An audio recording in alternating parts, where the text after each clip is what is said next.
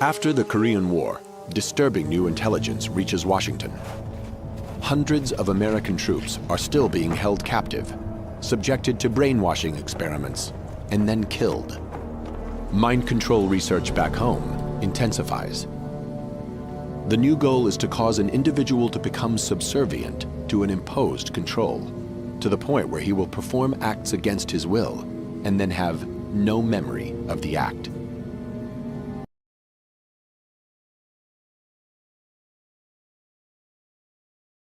The search for a real-life Manchurian candidate begins. To produce such an assassin, the CIA faces two main challenges: how to induce amnesia and how to program in new behavior.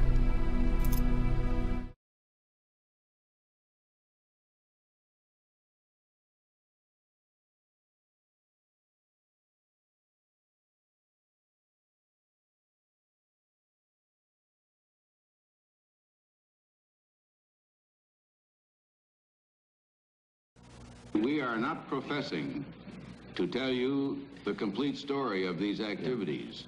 We are professing to tell you the complete story that we know. Right. But these records that we've uncovered don't tell the story. They tell pieces of it.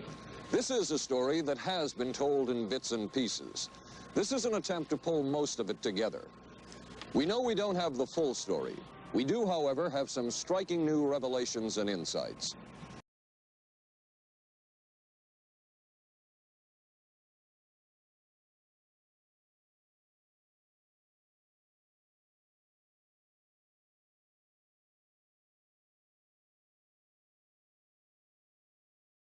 But it was a discovery here in Basel, Switzerland, at Sandoz Laboratories by Dr. Albert Hoffman, that led the intelligence agencies of America to believe that they had found the panacea.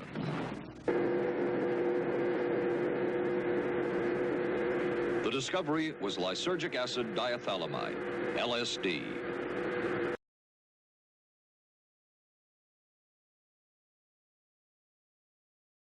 Millions of dollars would be spent on LSD research at universities throughout the country, and word would begin to spread on campus about this so-called mind-blowing drug.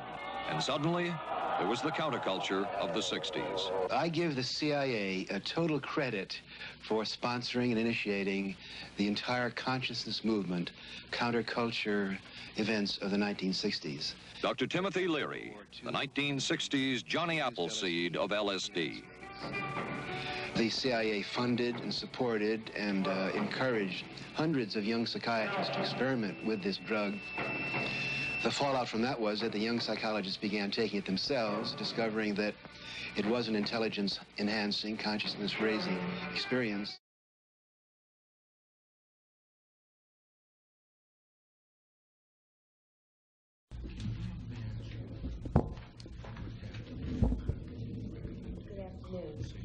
Between the years of 1957 and 1984, I became a pawn in a government scheme whose ultimate goal was mind control and to create the perfect spy, all through the use of chemicals, radiation, drugs, hypnosis, electric shock, isolation in tubs of water, sleep deprivation, brainwashing, verbal, physical, emotional, and sexual abuse.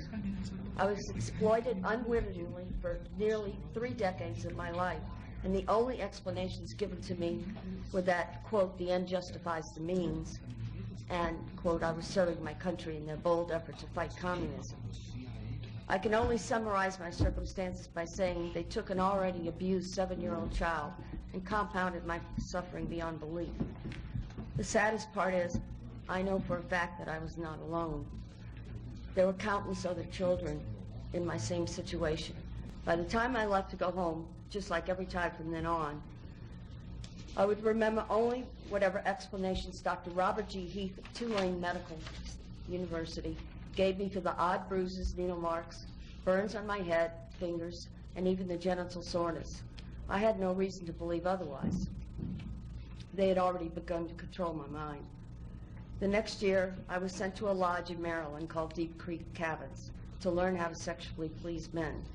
I was taught how to coerce them into talking about themselves, and it was Richard Helms, who was deputy director of the CIA, Dr. Gottlieb, Captain George White, Morris Allen, who all planned on filming as many high government agency officials and heads of academic institutions and foundations as possible, so that later when the funding for mind control and radiation started to dwindle, projects would continue.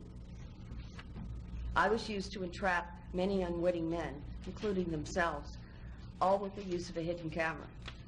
I was only 9 years old when this sexual humiliation began. Once a crude remark was made by Dr. Gottlieb about a certain possible leak over New Orleans East involving a large group of retarded children who are being given massive doses of radiation. He asked, why was Wilson so worried about a few retarded kids? After all, they would be the least likely to spill the beans. I would love nothing more than to say that I dreamed all this up and need just to forget it. But that would be a tragic mistake. It would also be a lie. All these atrocities did occur to me and to countless other children, and all under the guise of defending our country. It is because of the cumulative effects of exposure to radiation, chemicals, drugs, pain, and subsequent mental and physical distress that I've been robbed of the ability to work and even to bear any children of my own. It is blatantly obvious that none of this was needed, nor should it ever have been allowed to take place at all. And the only means we have to seek out the awful truth and bring it to light is by opening whatever files remain on all the projects and through another presidential commission on mind control. I believe that every citizen of this nation has the right to know just what is fact and what is fiction. It is our greatest protection against the possibility of this ever happening again. In conclusion, I can offer you no more than what I've given you today, the truth. And I thank you for your time.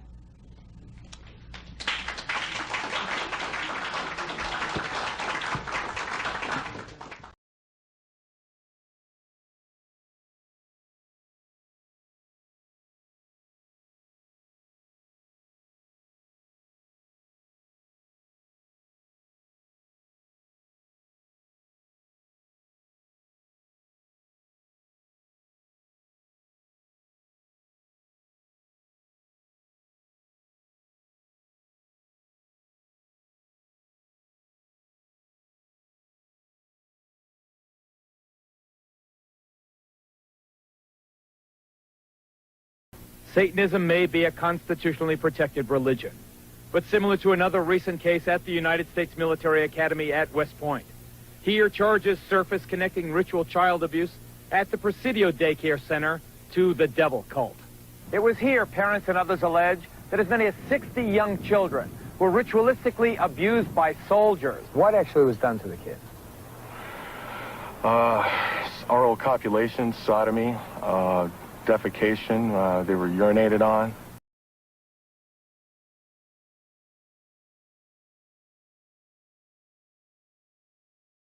Dr. Aquino, the high priest of the Church of Set. Temple of Set. Temple of Set, also a colonel, interestingly enough, in the United States Army. Lieutenant Colonel Michael Aquino led a double life as a satanic high priest.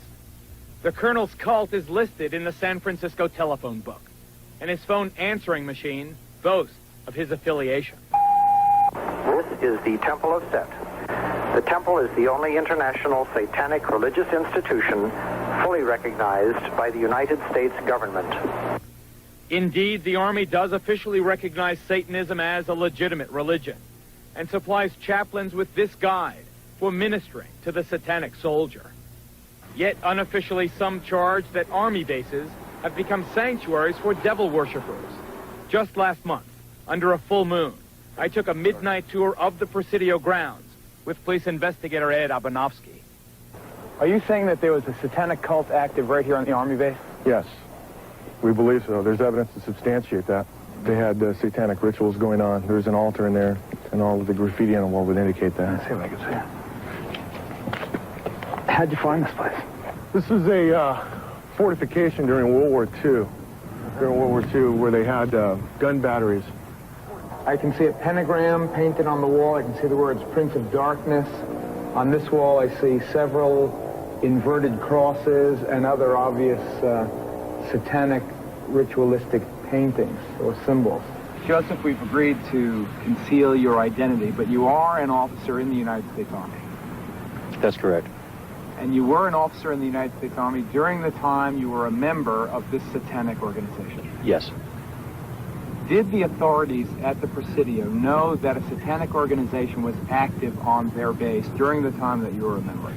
They were very much aware of it, yes. The former chief juvenile investigator at the Presidio, Ed Abanovsky, is here. He's now a deputy sheriff in Santa Clara County. Colonel Aquino, we note, sir, for the record, that you were originally implicated in the dreadful charges of child abuse. We note also that no charges were ever brought against you, and presumably you have been cleared. Would you like to comment on why those charges were brought against you? Well, the entire time that the so-called child molestation scandal was occurring at the Presidio, the time period when these terrible events were supposedly taking place, I was assigned to the National Defense University in Washington, D.C., and my wife was out there living with me. But is it not a fact that a 3.5-year-old girl identified you as the alleged perpetrator of molestation?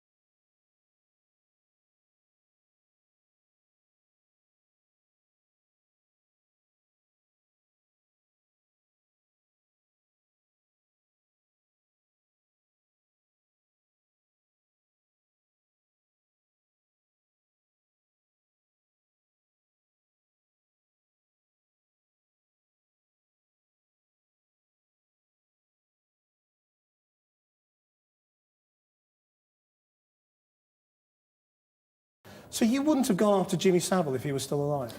Well, it depends what he's alleged to have done. Well, we know what he's alleged to have done. It's a variety of sexual crimes. I mean, including satanic ritual abuse. You find it funny? I do. Which bit? Satanic ritual abuse doesn't exist. It's like alien abduction. So are you saying that the people who've made these allegations are just making it up? I would think so.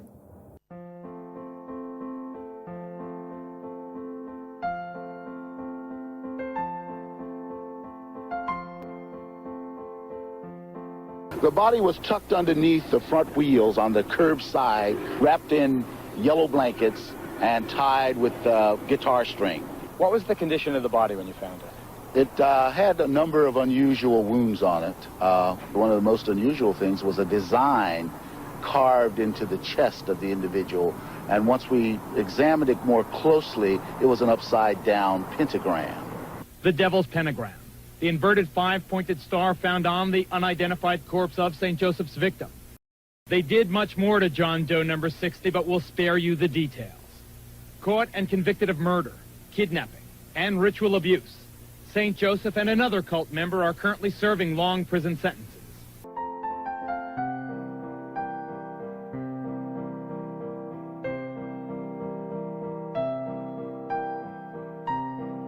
This 22-year-old, call him Jay, escaped from the House of Horrors wearing only a dog collar. For 4 days, he had been ritualistically tortured by a man named Bob Burdella. He took a transformer and hooked it to my genitals and stepped back and took pictures while I'm flopping around. What a sick dog. It seemed to never end, you know.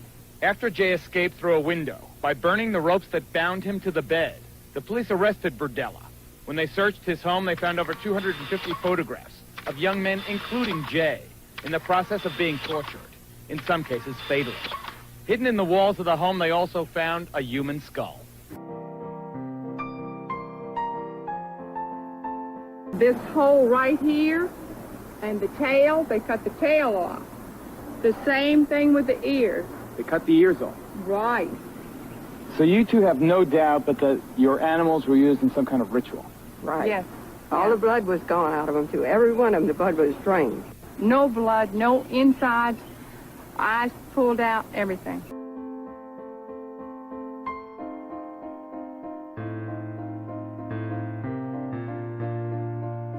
Late one night last December, 4 teenagers who had been dabbling in Satanism carried baseball bats, a cat, and a length of rope to an isolated spot near their small town here in Missouri. By the time the night was over, the cat had been mutilated and one of the boys beaten to death by the other 3, who then dumped his body in a well. One of the kids who did it, Pete Rowland, is now serving life sentence without parole here at this maximum security facility in Fulton, Missouri. The other 2 boys, his classmates, were also sentenced to life. Have you ever been in Here, in the first interview since the murder, Pete Rowland talks about the satanic elements of the crime. What was it about Satanism that attracted you? Power.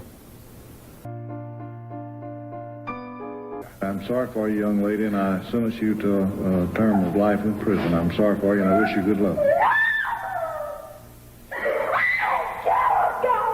Remove her from the courtroom, Mr. Sheriff.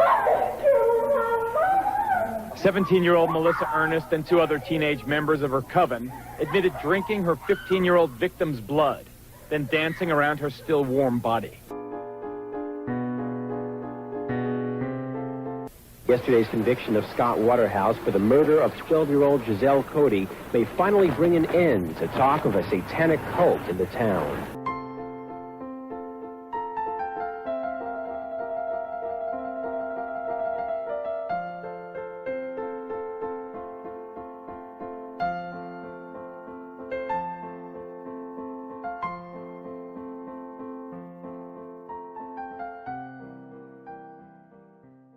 Police arrest 17-year-old Ricky Casso for the ritual murder of 15-year-old Gary Lowers. Casso gouged out his victim's eyes.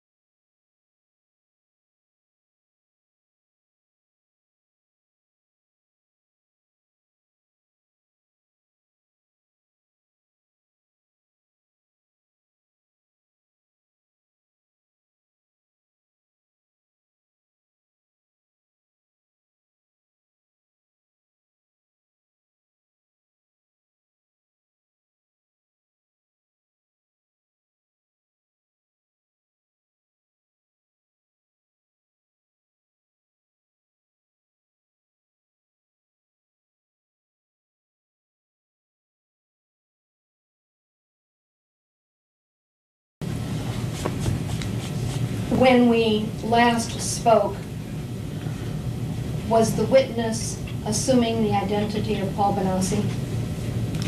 Yes. Who is the witness now? Wesley. You were created in 1974? Yes. Okay. And what triggered your creation, Wesley? I don't believe I can relate that information at this time because it has no value to this. Plus, it is... I can't. You're under oath. You're I testifying. am not under oath yet. You've never given me the oath. Was he I not have been sworn? ready. No, you didn't swear. Remember, we suggested that. Let's swear Mr. Wesley right now. Do you, Mr. Wesley, swear to tell the truth and the whole truth and nothing but so? Okay. Yes, I do. Now I'm going to ask you, what triggered the arrival or development or birth of your personality, Wes Lee, in 1974?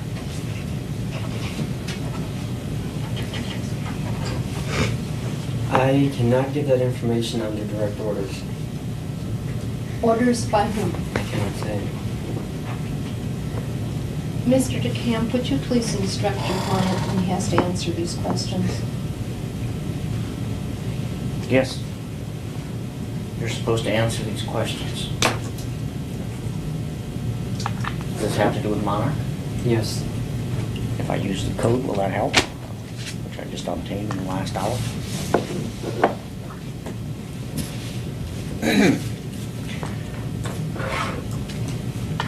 D6413782, program XPY Eagle Alex Hope. Please go ahead and answer all questions. I was created by a government program.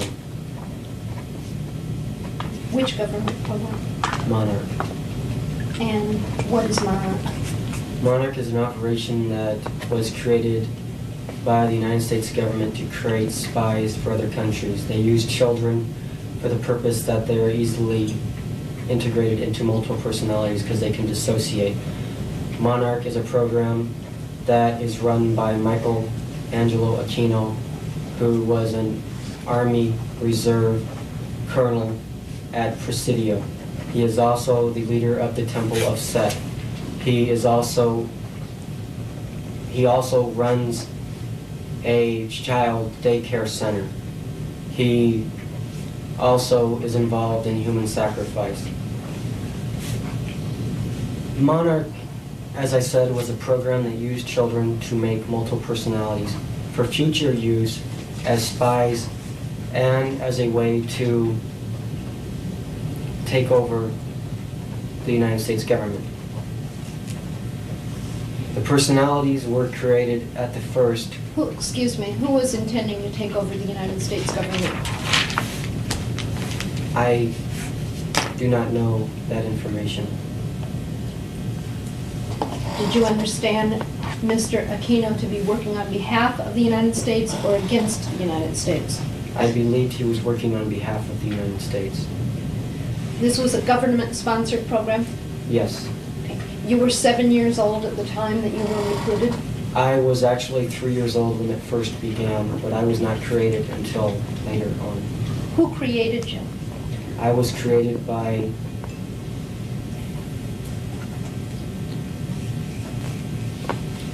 Monarch. Do you mean Mr. Aquino? Who in Monarch created you? I was created by Monarch. I do not know who. What were you told when you were 4 years old that you recall now about the Monarch program? When I first got involved, I was molested by an airman from Offutt Air Force Base who was involved in Monarch. His job was to recruit kids from the local neighborhood who he could make dissociate by doing traumatic things to them at a very young age. Later on, when they get to school age, they would simply pick me up at school, and I would simply miss a day or two for training. Now, is it your testimony that there was a United States plan or plot which intended to create multiple personality syndrome or dissociative personalities in children, Yes, to my knowledge. and that you were a victim of a plot of the United States, and that that's when your multiple personalities first began to develop. Yes. And now, what is your understanding of the reason that Monarch wanted children with dissociative disorders or multiple personality disorders? Because if one was captured in the future spying, the personality or the person that was captured would go into a personality that would have no useful information. There would be other personalities that would come out that would render the person to seem hallucinatory or to seem as if he was indeed crazy. In fact, their program, which was named Star Wars, was in fact a program in which we were taken aboard so-called alien spacecrafts which were in tunnels in Colorado, which were not real spaceships, nor were they real aliens. We were simply induced with drugs so that we would not render reality to anything that we would see. And later on, if we ever related this information, it would come out and appear as if we were crazy. So you were trained actually to be a spy Yes. on behalf of the program known as Monarch, Yes. for the purpose of ultimately taking over the government of the United States. Yes. How long did you work for Monarch? I do not consider it working for them. I consider it more or less them being in control of me. From as I said, probably 1970 until 1990.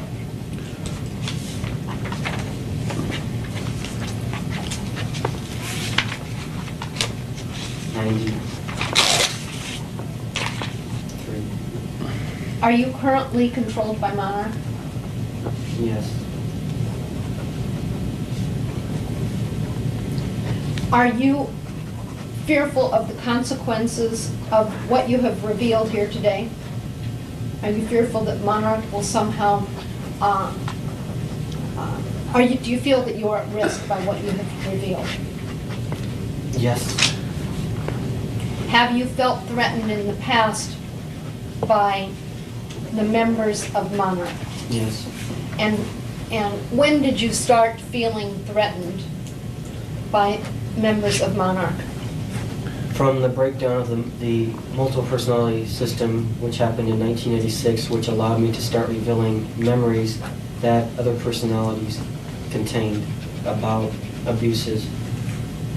So once the breakdown started to occur, you became fearful that you were at risk because of that breakdown. Yes. Has anyone from Monarch ever contacted you since 1986? Yes. Who has contacted you from Monarch? I cannot reveal that because I do not know what their names are. They use code names. Yes. What are some of the code names that people use? The Eagle. What has the Eagle done that has been threatening? The Eagle makes phone calls that initiate hypnotic suggestive personalities, which are not real personalities, that were programmed in by Monarch. And what these codes that he says to me when he calls make the other personality or the suggestion come to pass, whereas I will do something in that personality and will not remember it at all in any other personality. It will be forgotten, and I won't even have a record of it as myself. You don't believe that Monarch is in any way involved in any kind of conspiratorial activity that involves child abuse or any of your other allegations? I know that they involve with child abuse because they have a a lot of schools where they train girls to be prostitutes and boys, as myself in the early days, they used us to, how shall I say, get what they wanted. Let's What say did they want? they had a politician who liked girls or boys, men, women. They would get them into a position where they would have that, a boy or a girl or whatever it was, with them. They would videotape it and use it later for blackmail. And you say this plan broke down in 1986, but yet you told me that you still felt that you were under the control. I am still under their control because I do not answer phones anymore because that's how they get the others to the triggers, is what I'll call them. They're not personalities. They contain no memories at all. They were put in as hypnotic suggestions and only come out when, as I said, a code is presented to them. And that happened several times in 1989, which is why Paul and Mikey's memories are so confused. At that time, they were attempting to destroy me because they were attempting to access suicidal personalities and other personalities that would get me in trouble with law enforcement. And you recognize and know the members of Monarch, individuals who might have been involved in the Omaha area? I only have a few. Who are those people? Persons. Bill Clemens. How do you spell his name? Plemons. Works off of Offutt. Is he employed by the United States? I believe so. I am not. Bill Clemens is one of the individuals involved in training children. He is a controller, yes. Who else? Gary Ackerman. And where does Mr. Ackerman live? He is a congressman. I'm not aware of where he is from. You don't know which jurisdiction? No. And you're saying that he is a controller and part of this? He is not a controller. He is a lead of the conspiracy. He's in charge of the conspiracy? He's one of the leads of the conspiracy. I am not able at this time to access much more information because of programs that were purposely put into me to... I cannot place faces because they have programs that disallow that. They are simply erased, and they have also used means to insert other names. Who programmed you? Involved. I was programmed by Monarch. Who? That includes psychiatrists from Offutt Air Force Base. Who is that? I do not know. They never allowed us to know names except for our direct controller, which was Bill Clemens. I only knew of a Colonel Aquino because I was also involved in the Temple of Set. When were you programmed? I was programmed beginning in 1974. Were you trained in the area of prostitution and homosexuality? Yes. And where did that training take place? Offutt Air Force Base. And did that also occur in 1974? Yes. And how long a period of time did that training last? Roughly 1974 until 1980. So during those years, you received periodic training about homosexuality and about prostitution? Yes. Anything else that you've received training on? Yes. What? How to photograph documents in my mind to be able to relate that information to deprogrammers at a later date. Have you personally engaged in any spying? Nothing that would be considered spying except for in training. I have not spied for them because my training was not complete. I was still learning. Are they expecting that at some future time that you will engage in some form of spying or espionage? Not anymore. Why? Because the program was discontinued when the program started to break down in 1986. My initial program was to, as a young man, get adults who were powerful political leaders into positions where they could be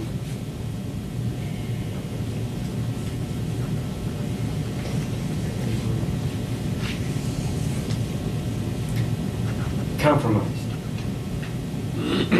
That was your mission? That was the initial mission. The whole mission was for me to go into the military service and become an officer. And a few years after that, retire from the service. Not retire after 20 years, but after 6 years. And move to Germany. And then their initial plan to take over or to run the government was to put me in an ambassador spot. And then later to come back to the United States and to run for an office, and they would be the ones who controlled everything that I did.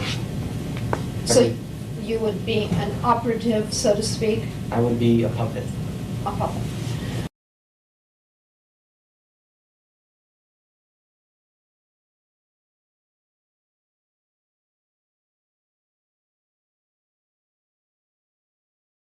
Among the many problems we have is the organized child kidnapping ring that's operating not only in Nebraska, but also in Washington, D.C.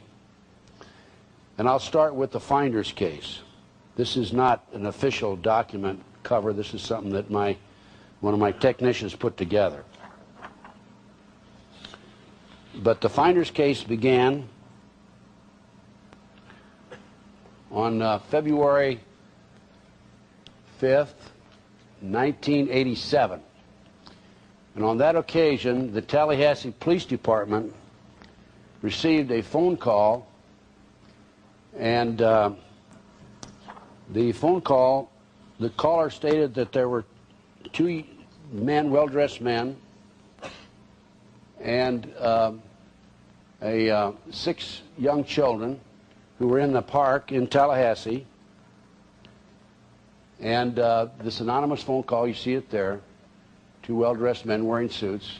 The police proceeded to the location. They found these 2 men there near a 1980 blue Dodge bearing Virginia license so-and-so, the inside of which was later described as foul-smelling, filled with maps, books, letters, with a mattress situated in the rear of the van which appeared as if it were used as a bed. The overall appearance of the van gave the impression that all 8 persons were living in it. The children were covered with insect bites, were very dirty. Most of the children were not wearing underwear, and all the children had not been bathed in many days. The men were arrested and charged with multiple counts of child abuse and lodged in the Leon County Jail. Once in custody, the men were somewhat evasive in their answers to the police regarding the children, and stated only that they both were the children's teachers and that all were en route to Mexico established a school for brilliant children. The children tentatively were identified as Mary Houlihan, white female, age 7, Max Livingston, and white male, age 6, and so on. The next child, age 4, the next child, age 3, the next child, age 2, and age 2, obviously related to Mary. The children initially indicated that they lived in tents in a commune in the Washington, D.C. area and were going to Mexico to go to a school for smart kids. The office contacted, this is the customs agent, by the way. This is a report of investigation, Department of the Treasury. This is an official report that was given to me. This office, the customs agent, who's a good guy, okay, contacted the office of the RACDC, that's District of Columbia, and spoke with agent so-and-so, Bob Harold. This agent requested telephone numbers and names of police persons in area departments that might be aware of said activities described by the children, and to follow up on the leads, which were the Virginia license number and a check of the men's names with local law enforcement. The police, upon interviewing the children, the officers found that they could not adequately identify themselves or their custodians. Further, they stated that they were en route to Mexico to attend a school for smart kids. And Agent Keitlow was further advised that the children were unaware of the functions and the purpose of telephones, television, and toilets, and that the children had stated they were not allowed to live indoors and were only given food as a reward. This continues with the report. They were, this office, the customs agent, was contacted by Jim Bradley with the Metropolitan Police Department and related to a case that currently is working in the Washington, D.C. area. He said the actions of the two men in custody relative to the children just might give his case enough probable cause to search, for search warrants to search premises occupied by cult groups called the Finders.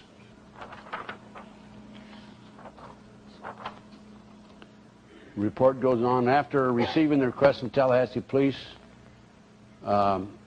requested I conduct computer checks on the Custom Child Pornography Unit database. The checks were to be conducted in the names, addresses, and vehicles provided. After conducting the computer checks, I made direct contact with Agent so-and-so and informed him that all the checks were negative. At that time, I was informed that the Tallahassee Police had discovered large quantities of records to include computer disks and a U.S. passport in the van. From some of these records, the police had obtained tentative identification of the two adults and partial identification of the children. Furthermore, the two Washington, D.C. addresses had been discovered through these documents, one of which was verified through the vehicle registration. I advised Agent so-and-so I was leaving headquarters and he would be receiving a response to the remainder of his request from Agent so-and-so. I then left the state as stated and proceeded to conduct further business in the district. A short time later, at approximately 11:30 a.m., Agent Harold contacted me by radio and advised me that a Detective Bradley, Metropolitan Police, Washington, D.C., was interested in the information provided by Kreitlow, was in contact with Tallahassee, and would very probably be conducting search warrants in the area later in the day. He also informed me that U.S. Customs was invited to participate due to the continuing possibility of violations of law enforcement by the Customs Service. As I was already in Washington, I terminated my other business and proceeded to make contact with Detective Bradley of the Metropolitan Police Department. Upon contacting Detective Bradley, learned that he had initiated an investigation on the two addresses provided by the Tallahassee Police during December of '86. An informant had given him information regarding a cult known as the Finders, operating various businesses out of a warehouse located at 1307 4th Street Northeast, and were supposed to be housing children at 3918 and 3920 W Street Northwest. The information was specific in describing blood rituals and sex orgies involving children and an as-yet unsolved murder in which the Finders may be involved. With the information provided by the informant, Detective Bradley was able to match some of the children in Tallahassee with names of children known alleged to be in the custody of the Finders. Further, Bradley was able to match the tentative ID of the adults with known members of the Finders. I stood by while Bradley consulted with U.S. Attorney Benner and obtained search warrants for the two premises. I advised Acting Agent Holloran of my intention to accompany the Metropolitan Police Department on the execution of the warrants. Received his permission and was joined by so-and-so. During the execution of the warrants at 3918 and 20 W Street, I was able to observe and access the entire building. I saw large quantities of children's clothing and toys. The clothing consisted of diapers and clothes in the toddler to preschool range. No children were found on the premises. There were several subjects on the premises. Only one was deemed to be connected with the Finders. The rest were renting living space from this individual. He was identified as Stuart Miles Silverstone, so-and-so, passport number so-and-so. He located in a room occupied with several computers, printers, and numerous documents. Cursory examination of the documents revealed detailed instructions for obtaining children for unspecified purposes. The instructions included the impregnation of female members of the community known as finders, purchasing children, trading, and kidnapping. There were telex messages using MCI account numbers between a computer terminal believed to be located in the same room and others located across the country and in foreign locations. One such telex specifically ordered, pardon me, thank you, one such telex specifically ordered the purchase of 2 children in Hong Kong to be arranged through a contact in the Chinese embassy there. Another telex expressed an interest in secret bank secrecy situations. Other documents identified interest in high-tech transfers to the United Kingdom, numerous properties under the control of the finders, a keen interest in terrorism, explosives, and the evasion of law enforcement. Also found in the computer room was a detailed summary of the events surrounding the arrest and taking into custody the 2 adults and 6 children in Tallahassee, Florida on the previous night. There were also a set of instructions which appeared to be broadcast via a computer network which advised participants to move the children and keep them moving through different jurisdictions and instructions on how to avoid police attention. That would indicate to me they had other children in the location, and after they were apprehended, they figured it might lead back to this location, and so they moved children out of there. One of the residents was identified as a Chinese national. Due to the telex discovered referencing the Chinese embassy in Hong Kong, he was fully identified for future reference. There were, during the search warrant, there were extremely large quantities of documents and computer equipment at the warehouse. The Metropolitan Police was posting officers inside the building. They were sealing the building until morning, in which a second warrant for that premise would be obtained and executed. Agent Harrell also advised me that the news media had been notified and had been waiting for execution of the warrant on the 4th Street address. Did anybody remember reading about this in the newspapers? Okay. You're going to find out that this is news. This is major news. And I'll tell you on the last page. Talking about controlling the press, ladies and gentlemen, believe me. I met Detective Bradley at the warehouse, granted limited access to the premises. I was able to observe numerous documents which described explicit sexual conduct between the members of the community known as the finders. I also saw a large collection of photographs of unidentified persons. Some of the photographs were nudes believed to be members of the finders. There were numerous photos of children, some nude, at least one of which was a photo of a child on display and appearing to accent the child's genitals. I was also able to examine a very small amount of the photographs at this time. However, one of the officers presented me with a photo album for my review. The album contained a series of photos of adults and children dressed in white sheets participating in a blood ritual. The ritual centered around the execution of at least 2 goats. The photos portrayed the execution, disembowelment, skinning, and dismemberment of the goats at the hands of the children. This included the removal of the testes of the male goat, the discovery of a female goat's womb, and the baby goats inside the womb, and the presentation of a goat's head to one of the children. Further inspection of the premises disclosed numerous files relating to activities of the organization in different parts of the world. Locations I observed are as follows: London, Germany, the Bahamas, Japan, Hong Kong, Malaysia, Africa, Costa Rica, and Europe. There was also a file identified as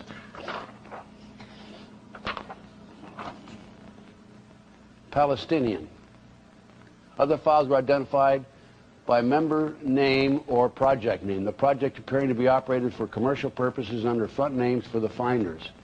There was one file entitled Pentagon Break-In, and others which referred to members operating in foreign countries. Not observed by me, but related by the Metropolitan Police Department, were intelligence files on private families not related to the finders. That means they're gathering information on people not involved with the finders. I have been told by Satanists that if a pedophile or a practicing Satanist wants a blue-eyed, blonde-haired child, they can actually give an order out, and they will get 5 or 6 pictures of a blue-eyed, blonde-haired child, and they'll pick out the child they want, and then they go kidnap that child. The process undertaken appears to have been a systematic response to a local newspaper advertisement for babysitters, tutors, etc. A member of the finders would respond and gather as much information as possible about the habits, identity, occupation, etc. of the family. The use to which this information was to be put is still unknown. There was also a large amount of data collected on various child care organizations. The warehouse contained a large library, 2 kitchens, sauna, hot tub, and a video room. The video room seems to be set up as an indoctrination center. It also appeared that the organization had the capability to produce its own videos. There were what appeared to be training areas for children and what appeared to be an altar set up in a residential area of the warehouse. Many jars of urine and feces were located in the area. I should also mention that both premises were equipped with satellite dish antennas.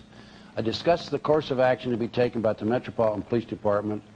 Detective Bradley stated he was only interested in making the child abuse cases. I was assured that all of the evidence would be available to the U.S. Customs for furtherance of any investigative criminal action pursued. Metropolitan Police personnel were to begin around-the-clock review and sorting of the evidence until completed. The Customs will have access after this is accomplished. This will include several U.S. passports discovered during the search. Again, we're still talking about an official report, U.S. government. It's right up there. On April 2nd, 1987, I arrived at the Metropolitan Police Department at approximately 9 a.m. Detective Bradley was not available. I spoke with a third party who was willing to discuss the case with me on a strictly off-the-record basis. I was advised that all the passport data had been turned over to the State Department for their investigation. The State Department, in turn, advised the Metropolitan Police that all travel and use of the passports by the holders of the passports was within the law and no action would be taken. This included travel to Moscow, North Korea, and North Vietnam from the late 1950s to the mid-1970s. Weren't we at war during that period with these people? And I think travel was forbidden in those days, right? When you're at war with the country. This individual further advised me of circumstances which indicated that the investigation into the activity of the finders, watch this, look at this, had become a CIA internal matter. The Metropolitan Police report has been classified secret. It was not available for review. I was advised that the FBI had withdrawn from the investigation several weeks prior and that the FBI Foreign Counterintelligence Division, that's headquarters, by the way, had directed the Metropolitan Police Department not to advise FBI Washington Field Office, that's the field division in Washington, D.C., of anything that had transpired. No further information will be available. No further action will be taken.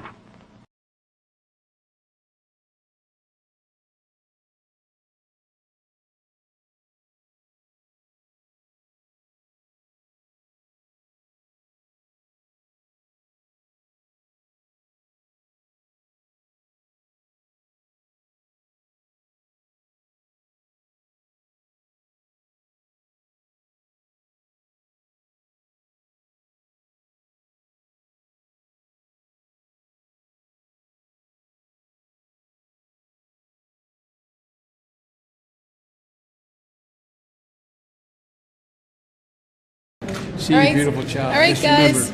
Remember, no dates or boys till you're 30 years old. Time to wrap it up, Jacob. I got 4 Time to wrap it granddaughters. Beautiful granddaughters like you guys. And guess what? The granddaughter guys look at the family meeting. I said, anything this time around you don't want to do? And my oldest is the Attorney General above, who you know. Okay. Watch out, that guy following you. My kids. The problem is, you know, you guys, you got a hard job.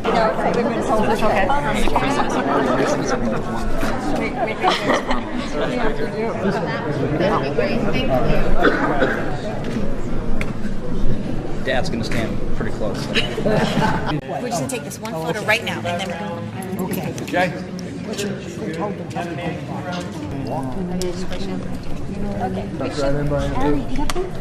Don't tell me what Do you remember what I told you? No, not smile. No date till you're 30. You should be proud of me. This one. Thank you. Maggie, do you want to come over here? Come on, man. You make me look better, okay? There we go. Thank you. Thank you.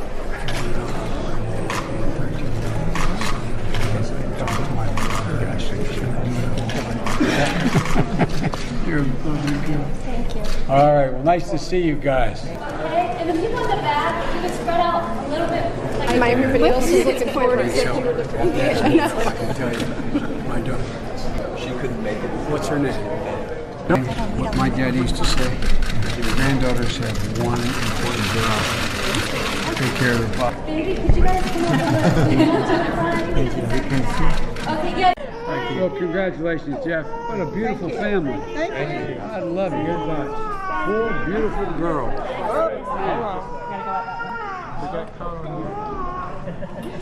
There you go. That's what happened. We're going to go this way.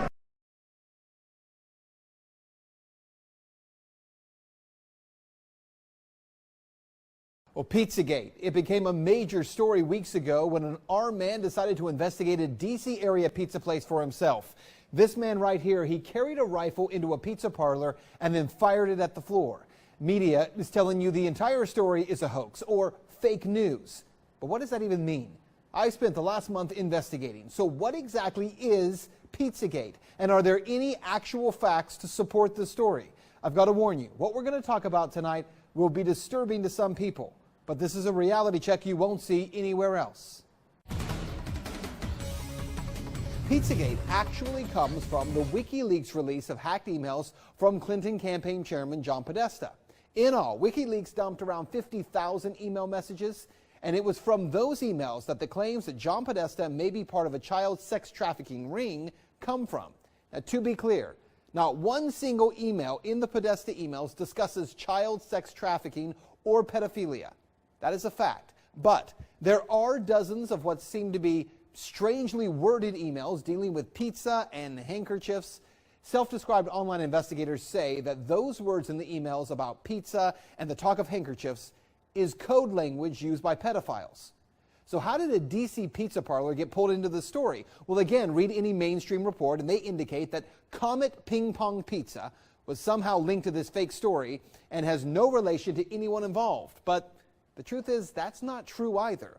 What media is ignoring is that the Comet Ping Pong Pizza place is actually referenced in the Podesta emails at least a dozen or so times, and that the owner of that place, James Alfantis, is a friend of John Podesta. He was actually named, this is kind of strange, by GQ magazine as one of the top 50 most powerful people in Washington. Yes, we're talking about a pizza parlor owner. Now let's talk facts here. There is no solid evidence that Comet Ping Pong Pizza is being used to run a child sex trafficking ring. But there are some very strange connections between Comet Ping Pong Pizza and a second pizza place 2 doors over, Besta Pizza, and the accusations of pedophilia. Now this is where things start to get strange when you research this story.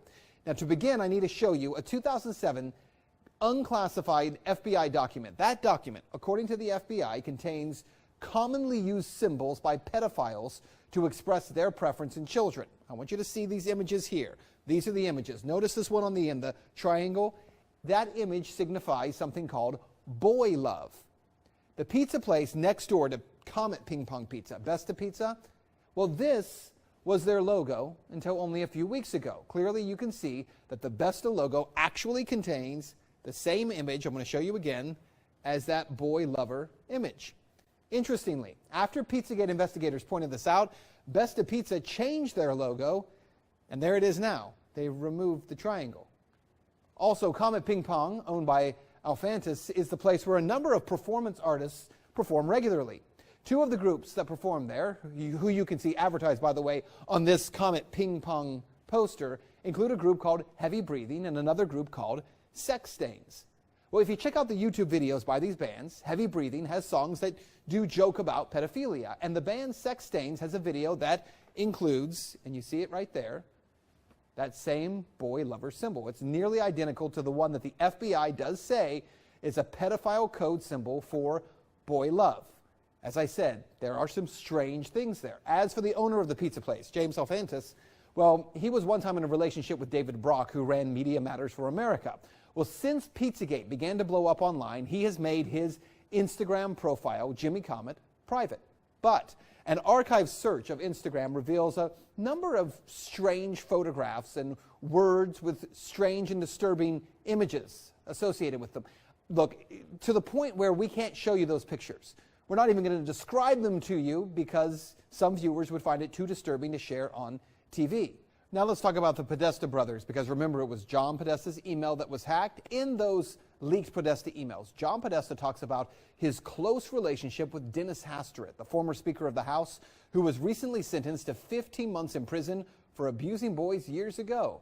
He was referred to by the judge as a serial child molester. According to the Washington Post, visitors to Tony Podesta's home in Falls Church got an eyeful when they walked into a bedroom at the Podesta residence hung with multiple color pictures by Katie Grannon, a photographer known for documentary-style pictures of naked teenagers in their parents' suburban homes.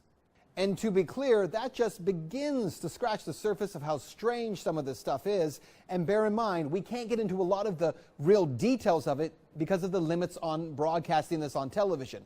But it is some very strange stuff. Now keep in mind, again, there is no proof here that there is a child sex ring being operated out of a D.C. pizza parlor. Investigators have already proven there's nothing to the story, right? Well, actually, no. And that's what you need to know. For all that is here, there has not been one single public investigation of any of this. Not from local police, not from the FBI, no one. And that has to be the big question. Not for Podesta or for pizza parlor owners, but for law enforcement. Based on what may be or may not be here, the big question is, why hasn't any investigation taken place? That's Reality Check. This is James Alefantis. Alefantis' establishment, Comet Ping Pong, gained worldwide attention when allegations that a pedophile ring was being operated, in part, out of this establishment. This investigation is now known as Pizzagate and is one of the first ever worldwide citizen investigations. James Alefantis is an entrepreneur and avid art collector and owns a few shops and restaurants in the Washington, D.C. area. Not only is he the proprietor of Comet Pizzeria and Ping Pong, Buck's Fishing and Camping, as well as several other establishments, but according to GQ magazine, James is the 49th most influential person in Washington, D.C. Comet Pizza has hosted many Democratic fundraisers and events, with one of those Democrats being Hillary Clinton herself. The Federal Election Commission reports that money was donated to James Alefantis and Comet Ping Pong by Hillary Clinton, amongst many others, and to top it off, even geopolitical major player George Soros, through his Soros American Bridge PAC, sent Alefantis nearly $22,000 at one point. Alefantis' ex-boyfriend is David Brock, an American political agent, author, and commentator who founded the liberal media watchdog group Media Matters for America. In late 2013, Brock founded Correct the Record, which was described by the New York Times as Hillary Clinton's own personal media watchdog.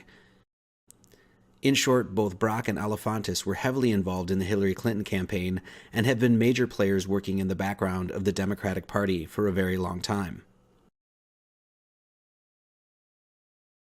Mr. Alefantis has, on record, visited the White House at least 5 times, and so it wouldn't be controversial to say that James is connected to some of the most important and influential people in Washington. In fact, here is a letter from Hillary Clinton thanking James for the dinner, cooking with the Fratelli Podesta, and here is another Instagram picture where James is photographing President Barack Obama at the White House playing a little ping pong with a young child. James Alefantis is known as Jimmy Comet on Instagram, and online researchers discovered an incredible number of very strange photos, many with very young children, including very disturbing references found on his account. James's account has since been switched to private, but his posts were collected prior to him doing so. Many of the comments and hashtags made on the images of his Instagram account, and many other accounts linked to Mr. Alefantis and Comet Pizza, included code words well known and established by the Federal Bureau of Investigation to be codes used by those engaged in acts of pedophilia.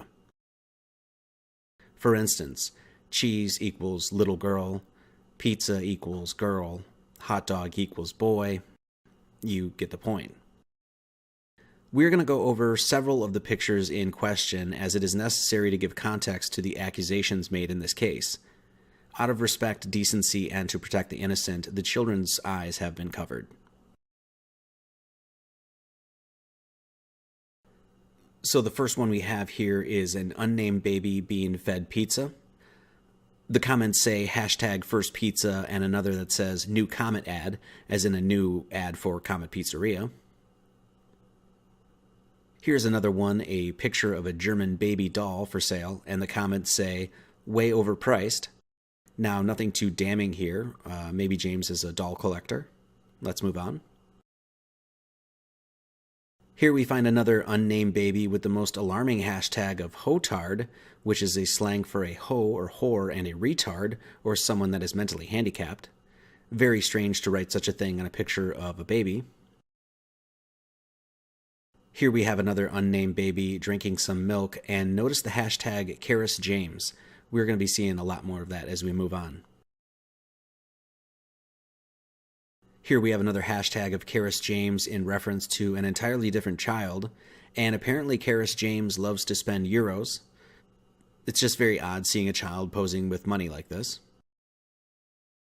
Here's another unnamed baby in a shopping cart with the hashtag Karis James yet again, and I must mention, the eyes of this girl in the picture are saggy and she looks really tired. Not sure who this child is and why she is in this basket and why she is being displayed on James's Instagram account. And yet another unnamed or unidentified girl with the hashtag I love chocolate cake. This next image shows a young girl in a beauty pageant, and she is highlighted saying, I just want my pizza, which when knowing the FBI codes means young girl, which is pretty disturbing. Now, one or two pictures of a few girls on an Instagram account isn't really a big deal, but when you get so many like this, it really starts to raise questions.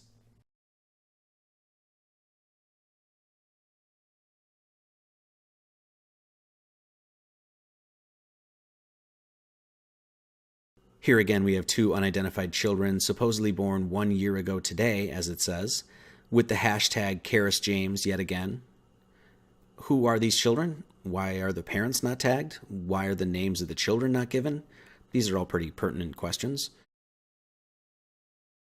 One of the most disturbing images is the one where this young girl here is taped down to the table while the commenter says, new seating area for your guests, hilaire or hilarious. And Kate Damon there tags Karis James yet again. Here's Jimmy Comet showing off a pile of pills and bills, and notice in the comments here it says ping pong in London. Here's Jimmy Comet displaying 3 masked children, which was also linked to another very creepy account called Mr. Solier. Not sure who these children are, how old these children are, what this is a reference to, if this is an art piece. Do the children know this is an art piece? One of the most controversial images is the one where a man here is holding a very young child with what has been identified as a sex bracelet around the man and child's necks. Jimmy Comet here tags chicken lovers, with a chicken lover defined as a homosexual man who is attracted to underage boys. Yet another hashtag Karis James, and the most strange and downright disturbing comments such as, what in the butt?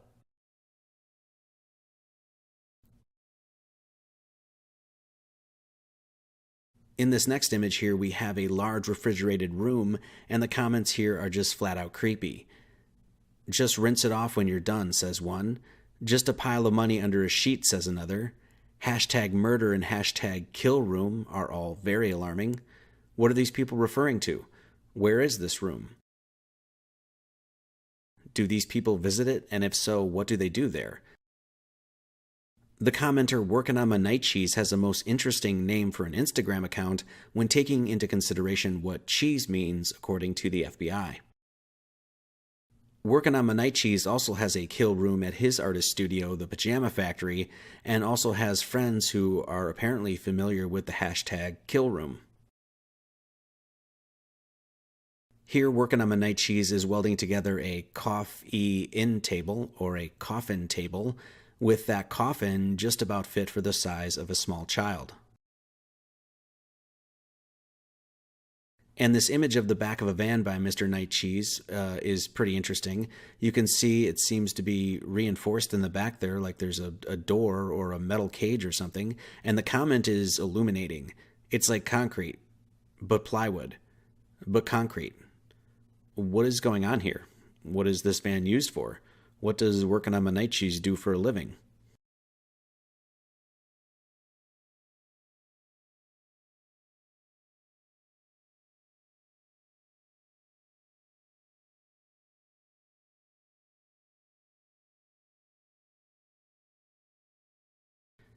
Here is Working on My Night Cheese commenting on another Jimmy Comet post, asking if James is burying a body.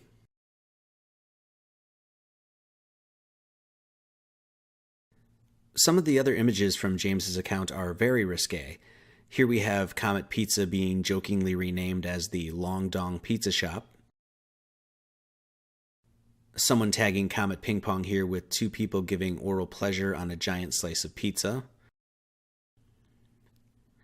And here is another. And another. And another.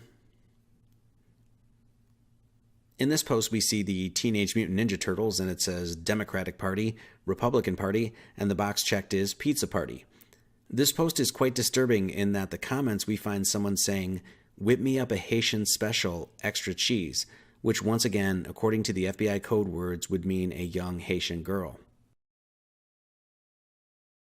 So obviously there's something going on here that is a lot more lewd, lascivious, and downright perverse than what any reasonable person would believe should be going on at a children's pizzeria. We'll just leave it at that.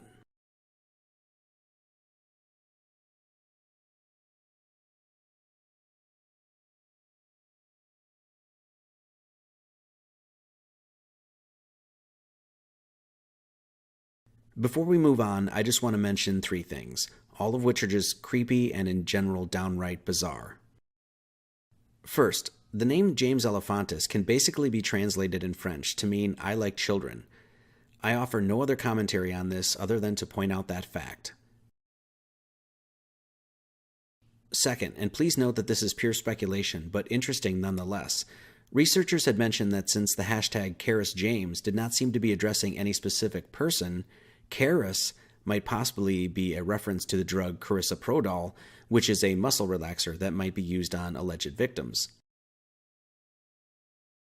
And lastly, and this is something that is not speculative at all, the profile picture of James Elefantis, or Jimmy Comet, is the Greek god Antinous, who apparently was deified as a living god, and it just so happens that Antinous was sexually attracted to young boys.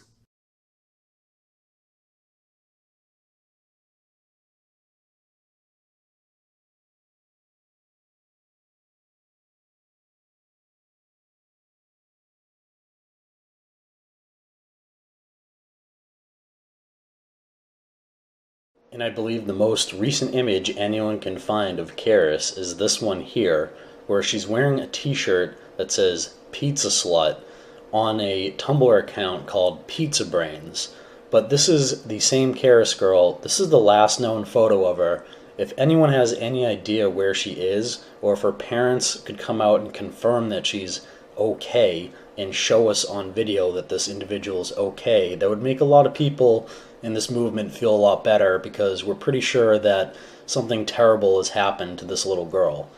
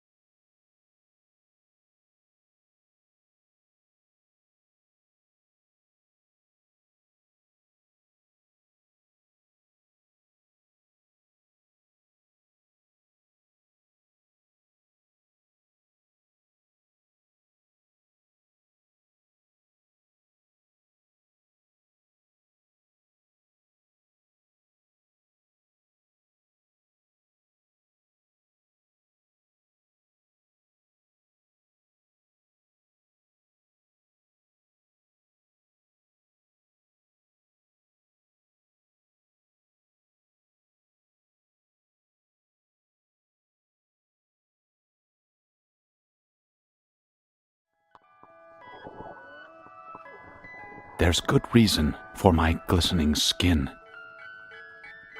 and how I shine, and how my pores are so clean and clear.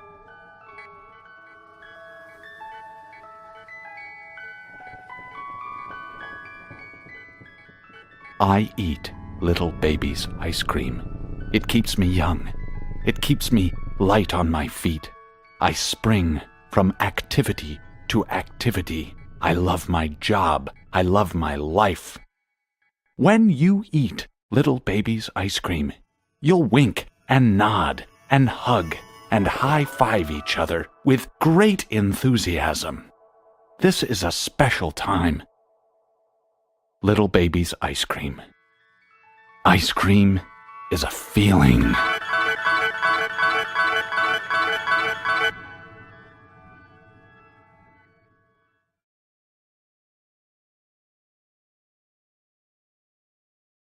This is John Podesta. John Podesta was the chairman of the 2016 Hillary Clinton presidential campaign and has previously served as chief of staff to President Bill Clinton and counselor to President Barack Obama. John has had close ties to Washington for a very long time. John has been in the inner circle of some very, very powerful people within the upper echelons of the Democratic Party for a very, very long time. WikiLeaks has released thousands of John Podesta's emails, and after many researchers rifled through them, it was found that there were an enormous amount of strangely worded references to pizza and hot dogs. Needless to say, it is very clear to see that John and many of the people whom he was communicating with are speaking in code. And not only are they speaking in code, but it is the same code that has been well established by the FBI. A few emails worthy of mentioning are here. Here we have an email discussing that the White House is flying in $65,000 worth of hot dogs and pizza. And yes, you could argue that the White House spends a good deal on high-profile events, and thus it is silly to assume that this email has anything to do with child trafficking, but really? 65 grand to fly in hot dogs and pizza? Who flies in hot dogs and pizza? Does this hot dog and pizza catering service have a name? And 65 grand? At the very least, these people are wasting an insane amount of taxpayer money. Oh, and one last thing. It is protocol that all the food served at the White House is prepared at the White House due to worries of contamination and poisoning and the like. So all the food at the White House is made at the White House. So what does this email mean? I believe this one comes from Hillary Clinton's emails herself, and it says, "With fingers crossed, the old rabbit's foot out of the attic, I will be sacrificing a chicken in the backyard to Moloch." Enough said. Here's one from James Elefantis to John Podesta, including the Hillary logo with a pizza incorporated into it. Now remember, this is the owner of a local pizza joint emailing the campaign chairman for a presidential candidate about a logo and saying, "Do not forward it." What kind of relationship do John and James have? How close is James to Hillary? These seem like pretty important questions.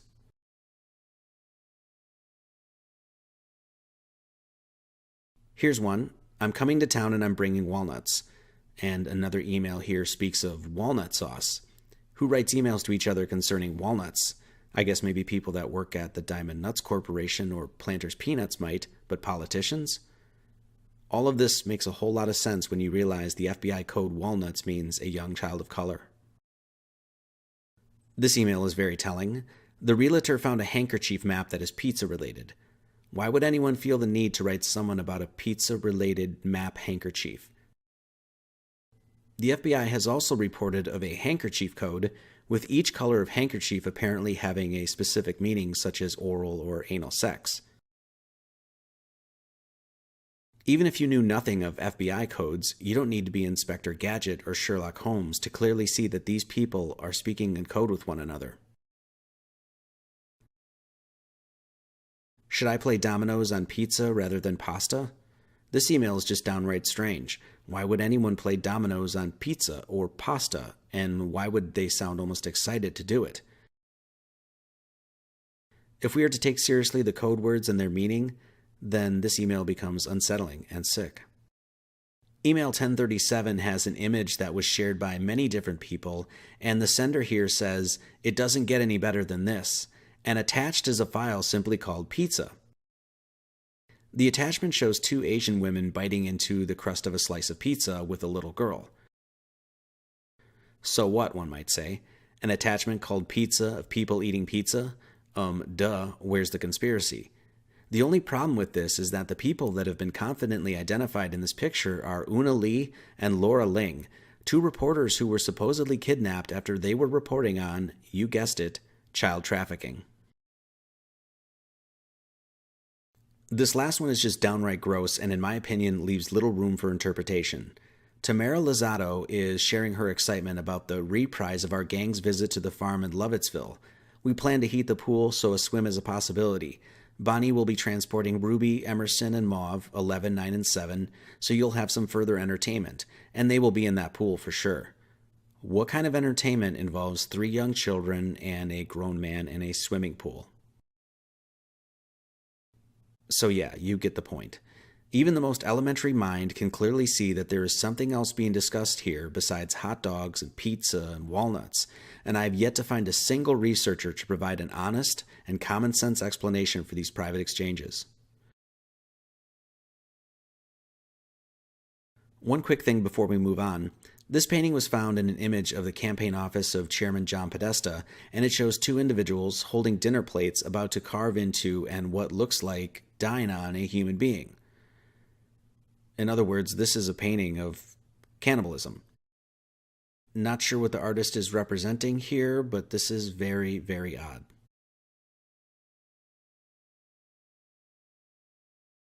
John's love for pizza seems to be a family affair. This is John's brother, Tony. Tony Podesta and his wife, Heather, were named by GQ to be the 23rd most powerful people in Washington. Tony's website, the Podesta Group, describes him as the following. Many people in Washington can tell you what just happened to you. Tony Podesta helps you change outcomes. Tony is recognized by his peers, the news media, and decision makers across the federal government as the man with the judgment and smart strategic sense to get things done. John, Tony, and James Elefantis are all close friends and are clearly people who share a lot of similar interests, to say the least. An expose of Tony Podesta's house, lifestyle, and art collection were highlighted in Washington Life magazine. Within the article, we find pictures of his house, very clearly displaying art centrally themed around children. In one corner of the house, we find 2 large paintings displaying children laying on the ground. On the couch, we see in another room stuffed animals on display. The article begins by saying, "If you've ever dreamed of strolling through a museum with a slice of pizza and a glass of wine in hand, you need to befriend super lobbyist Tony Podesta. Known about town as a legendary political fix-it man, Tony has turned his home into a shrine for contemporary art, including some of his favorite artists." The article goes on to say that Tony had recently come from a Hillary Clinton campaign fundraiser and that he has worked for the likes of Walmart, Blue Cross Blue Shield, Wells Fargo, and Lockheed Martin. So no small potatoes there. Finally, the article concludes and says that he regularly opens his house to casual pizza parties, co-hosted by his friend James Elefantis, owner of Comet Ping Pong. We are going to take a quick look at 3 of the artists mentioned in the article. Louis Bourgeois, Biljana Derjevic, and Marina Abramovic.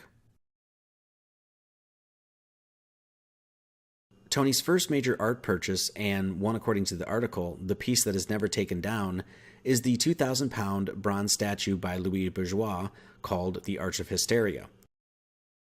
According to the National Gallery of Canada, the Arch of Hysteria was created from Bourgeois' interest in the physical, emotional, and psychological aspects of pain and fear. The piece was inspired by neurologist Jean-Martin Charcot, a physician who sought to represent hysteria by documenting the performances of his female patients. The physical tension of the hysterical arch and intense muscular contraction resulting in immobility and paralysis of the limbs is emblematic of an extreme emotional state. Regardless of the artist, it seems like a very morbid thing to have as your prized possession hanging in your living room. It's also been noted that the Arch of Hysteria seems to mimic the same position that the serial killer Jeffrey Dahmer would leave his decapitated victims in.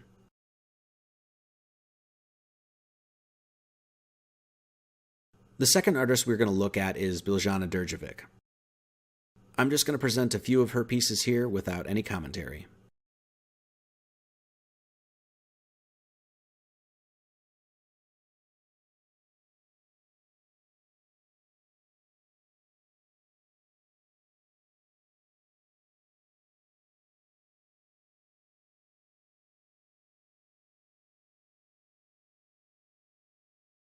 The last artist we wish to look at is Marina Abramović. Marina gained fame during the run-up to the 2016 presidential election when it was revealed through the WikiLeaks emails that John Podesta, through his brother Tony, was invited to one of Marina's spirit cookings. Spirit cooking is a performance art where blood, semen, urine, and other bodily fluids are used to paint in a live painting performance. Marina is a well-known artist collaborating with the likes of Jay-Z and is close and personal with Lady Gaga.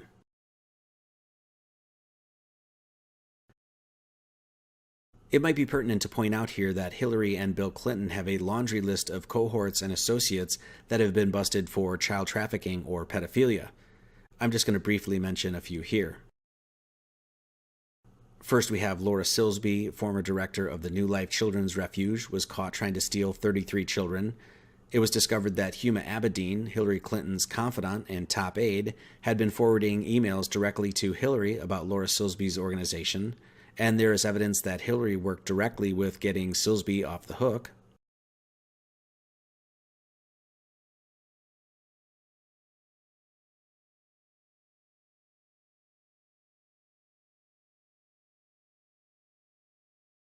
Next up is Jeffrey Epstein, another very interesting character in this whole thing. In 2008, Epstein was convicted of soliciting sex from an underage girl and quietly paid settlements to scores of alleged victims who claimed that he had serially molested them, as well as countless other victims. Several women have come out since then claiming that Epstein and his powerful network of friends have continually trafficked children for sex on his private island in St. Thomas. Jeffrey Epstein's now famous Little Black Book, recovered by Epstein's house manager, reads like a who's who of political and social elite.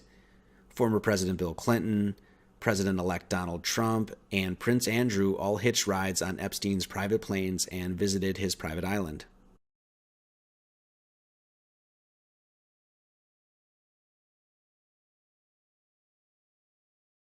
Since that initial claim, there have been more than 40 women who have come forward with claims that Epstein is a sexual predator and that he not only abused them, but shared them with famous and powerful friends.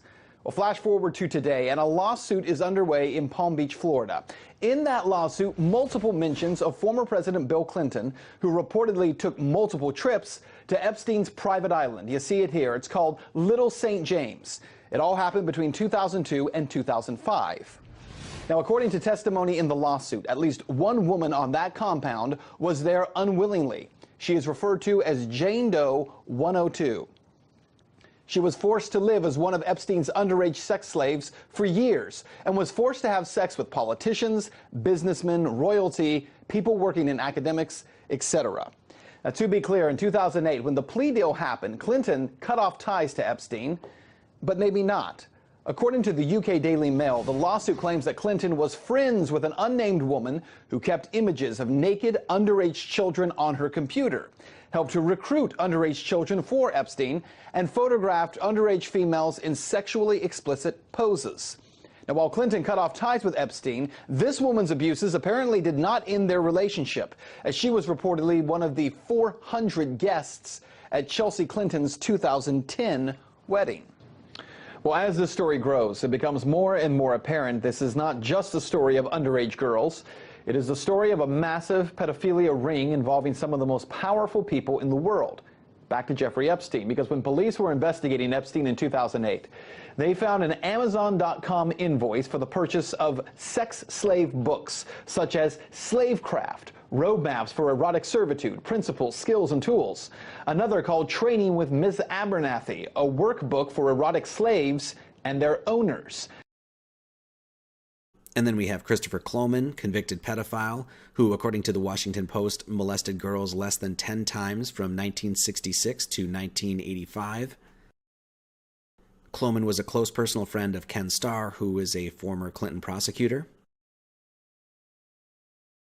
And then there is Anthony Weiner, former member of the United States House of Representatives, involved in 3 sexual scandals related to sexting or sending explicit material by his phone. Weiner's now ex-wife, Huma Abedin, is once again a close confidant and Hillary Clinton's once top aide. And then, of course, there's Denny Hastert, the 51st Speaker of the House of Representatives and the longest Republican to hold the post, also a convicted pedophile, busted in the 70s for child molestation. Denny is apparently still a friend of the Podestas today and is even mentioned in the WikiLeaks emails discussing sending Denny to an undisclosed location. Another very interesting connection to the Clintons and the Clinton Foundation is Monica Peterson. Monica Peterson was the assistant director at the Human Trafficking Center who worked in Haiti, and it has been claimed that she had been highly critical of the Clinton Foundation and their possible role in child trafficking. Monica Peterson was found dead of an apparent suicide. There are serious questions as to how much Monica Peterson knew about the Clintons and their relationship with Haiti. One major angle to all this is found once again by focusing on information secured by those at the Federal Bureau of Investigation.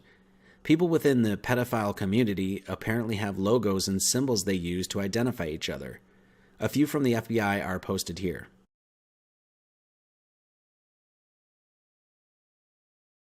So as you can see, spiral triangle means boy lover, the heart within a heart means little girl lover, etc. Comet Ping Pong on their menu had a logo similar to the Child Lover logo. The words play, eat, drink are displayed inside the paddles, and this just so happens to be an acronym for PED, or pedophile for short. And what can only be more than coincidental, these logos are used in businesses surrounding Comet Ping Pong. Besta Pizza clearly was using a pedophile symbol in their logo till it was recently changed after the scandal broke.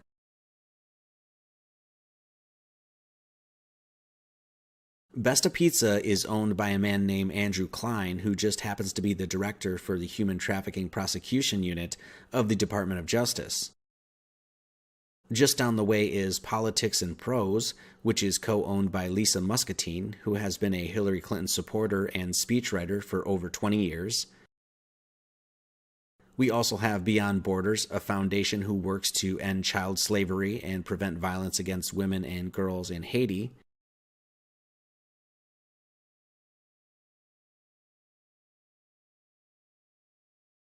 And 2 stores away from Beyond Borders is Terrasol Bistro and Artisan Gallery, which has displayed yet another FBI pedophile logo.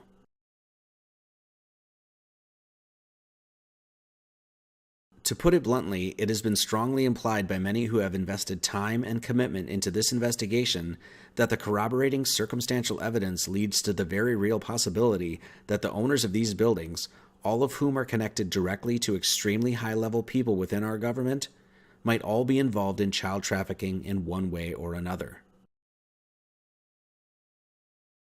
The posters for the bands that play at Comet Ping Pong are very edgy and rather lewd and perverse, to say the least.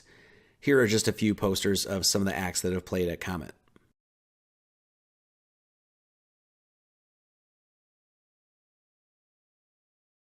As it turns out, even some of the bands that play at the pizzeria flash pedophile symbols or logos in their videos, including this one here by a band called Sex Stains. Now remember, this is a children's pizzeria. I can't imagine heading to Chuck E. Cheese's, where a kid can be a kid, and seeing a band called Sex Stains. The promoter for the bands at Comet Ping Pong is Sasha Lord. Sasha Lord previously worked as an outdoor facilitator at Hemlock Overlook, specializing in at-risk populations, volunteered with the Girl Scouts of Santiam Council, helping to facilitate Girl Scouts beyond bars, and she also worked for the Girl Scouts of the nation's capital, running an outreach Girl Scout troop at the Prince William County Juvenile Detention Center. So basically, Sasha Lord has worked with children a good portion of her adult life, and now she is recruited to be a scouting/talent agent for the back room of a seedy, very politically connected children's pizzeria? Seems reasonable.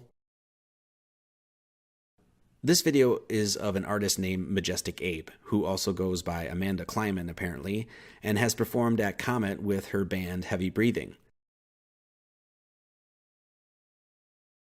The video is of Sasha Lord's birthday party, and you can clearly hear Majestic Ape speaking casually about special pizza and discussing with the crowd the favors that Sasha provides. You can also hear in the crowd people laughing and casually speaking about pedophilia. It is the day of the birth of our Lord, Sasha Lord. If you are like me, you love Sasha, or if you don't, you want perks from her. Things like free pizza. Have any of you enjoyed this special pizza here tonight called the Hottie? And Jerry is known to hang out down here. He likes the world sounds. Tamales. And little boys. And children. No. We all have preferences.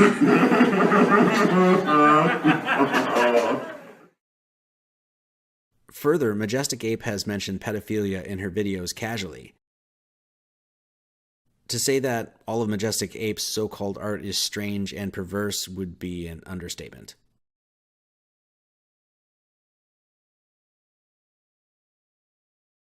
It also has been speculated, mainly through pictures from James Alefantis' Instagram account, that there may be tunnels connecting the buildings underground, and this is why we see him doing work in what appears to be at Comet Ping Pong.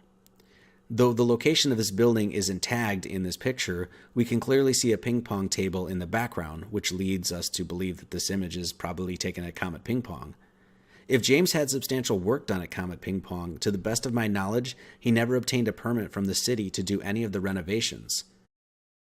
One reason this is mentioned is that James recently said in an interview that there is no basement at Comet Ping Pong, and yet in an article a few years prior he says this: "We harvest a whole crop of organic tomatoes, 10 tons of tomatoes every year, can them all, store them in the basement, have like a harvest party when it gets loaded in."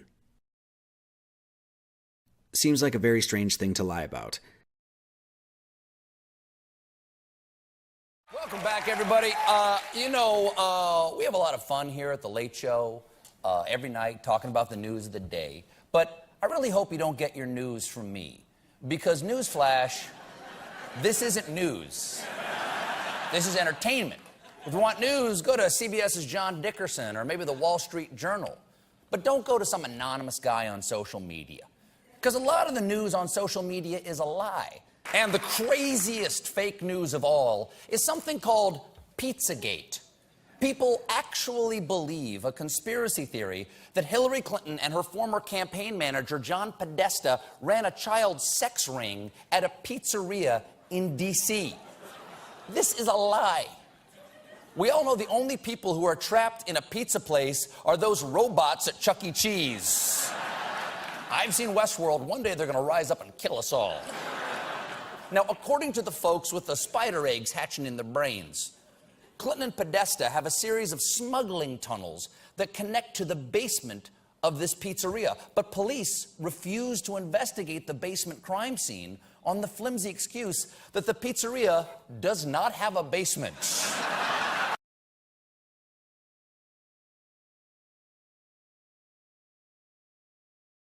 That's how deep this goes. Ground level. So where did this conspiracy theory start? Apparently, some alt-right folks were combing through Clinton campaign emails hacked by Russia and published by WikiLeaks and noticed there seems to be more references to pizza and pizzerias than they had expected, which can only mean one thing: secret sex ring.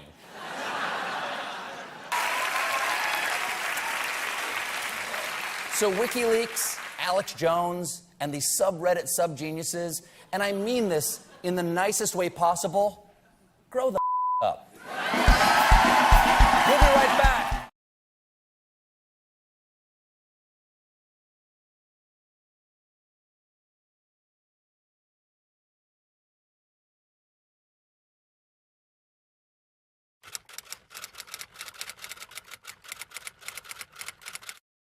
Extraordinary claims coming out of Canberra tonight, with a former Prime Minister allegedly on a list of suspected pedophiles. Liberal Senator Bill Heffernan, who is pushing for the Child Abuse Royal Commission to include the legal profession, told an explosive Senate hearing he has a police list of 28 prominent suspects. There's a former Prime Minister on this list, and it is a police document.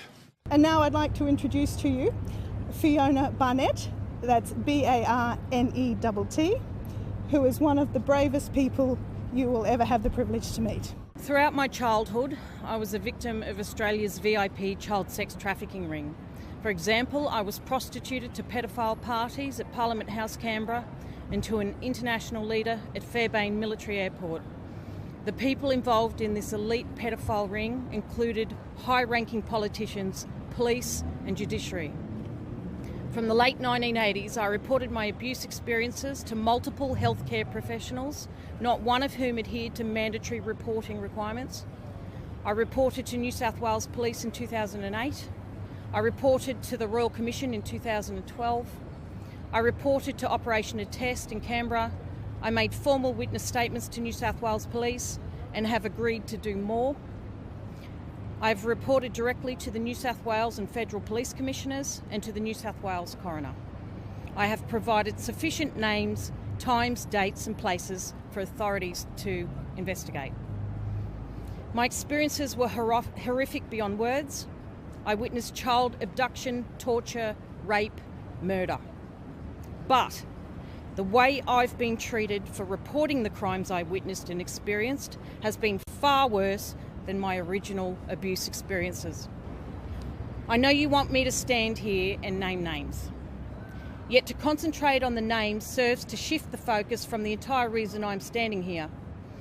I have provided the names to the authorities.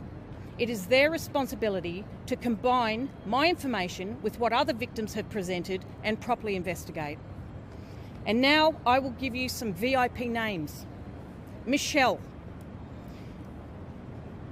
Michelle was a friendly 12-year-old with long dark hair.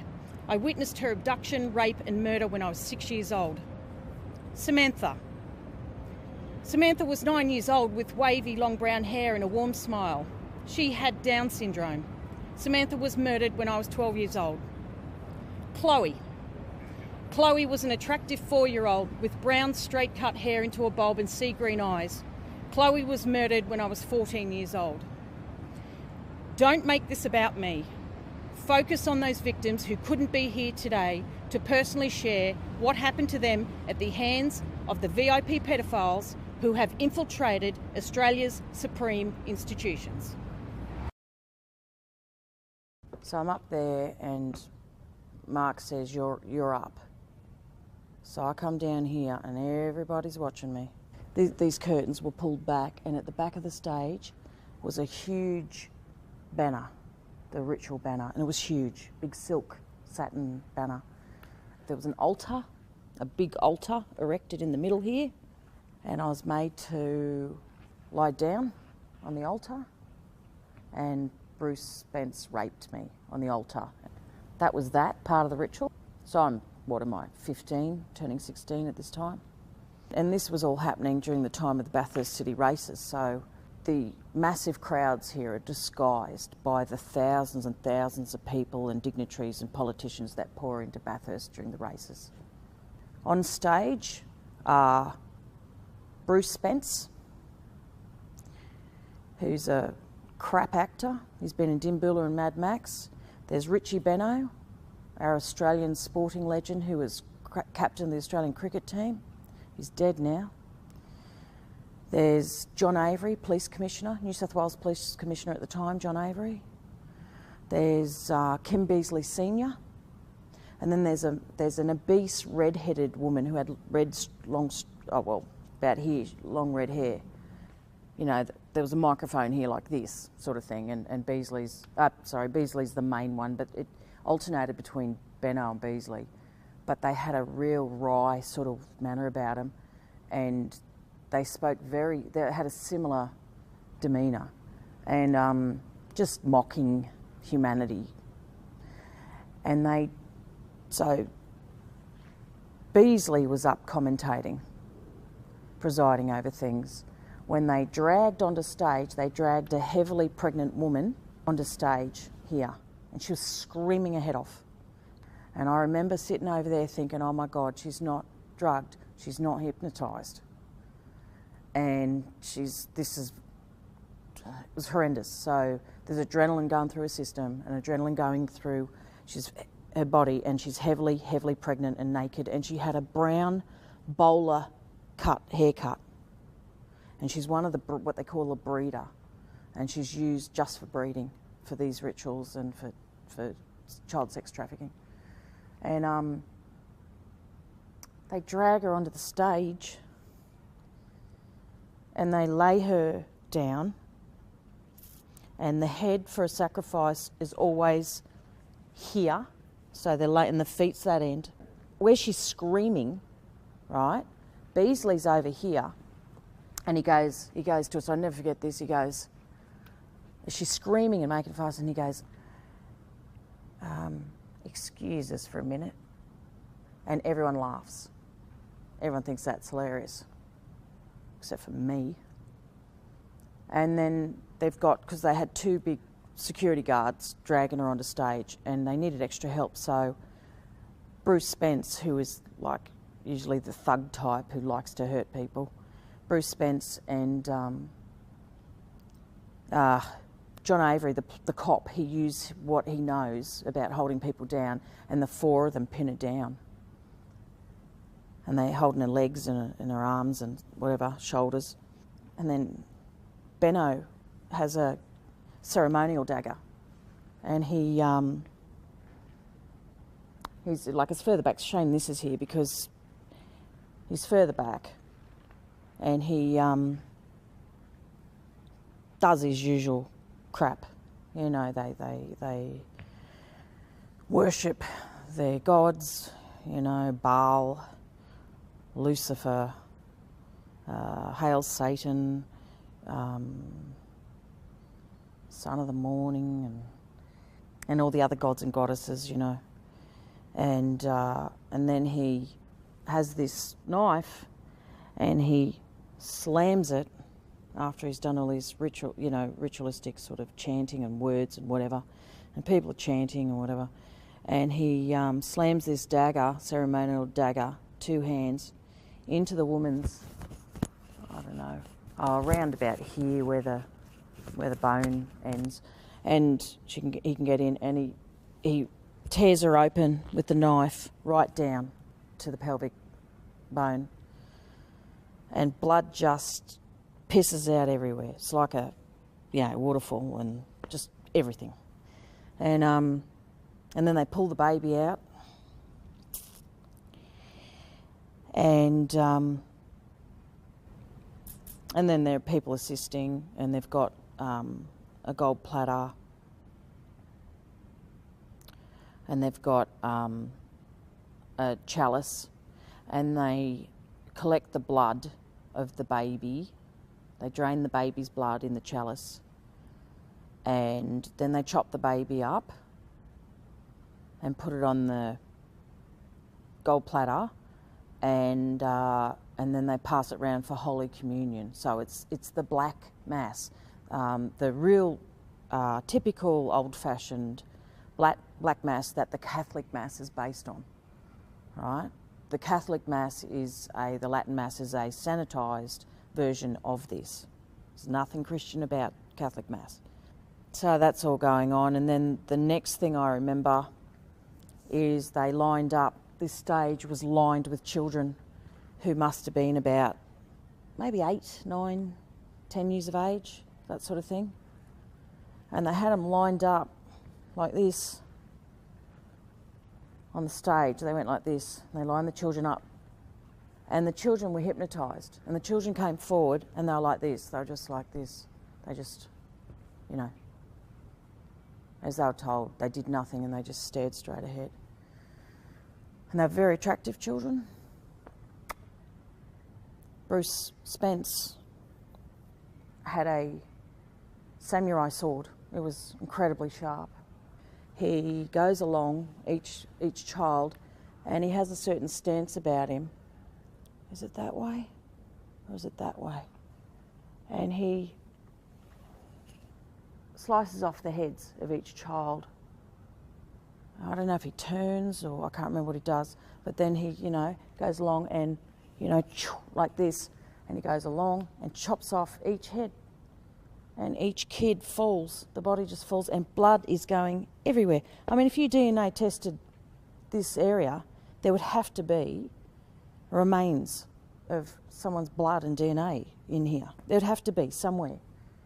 Then they break out into a bloodied orgy. Now these people,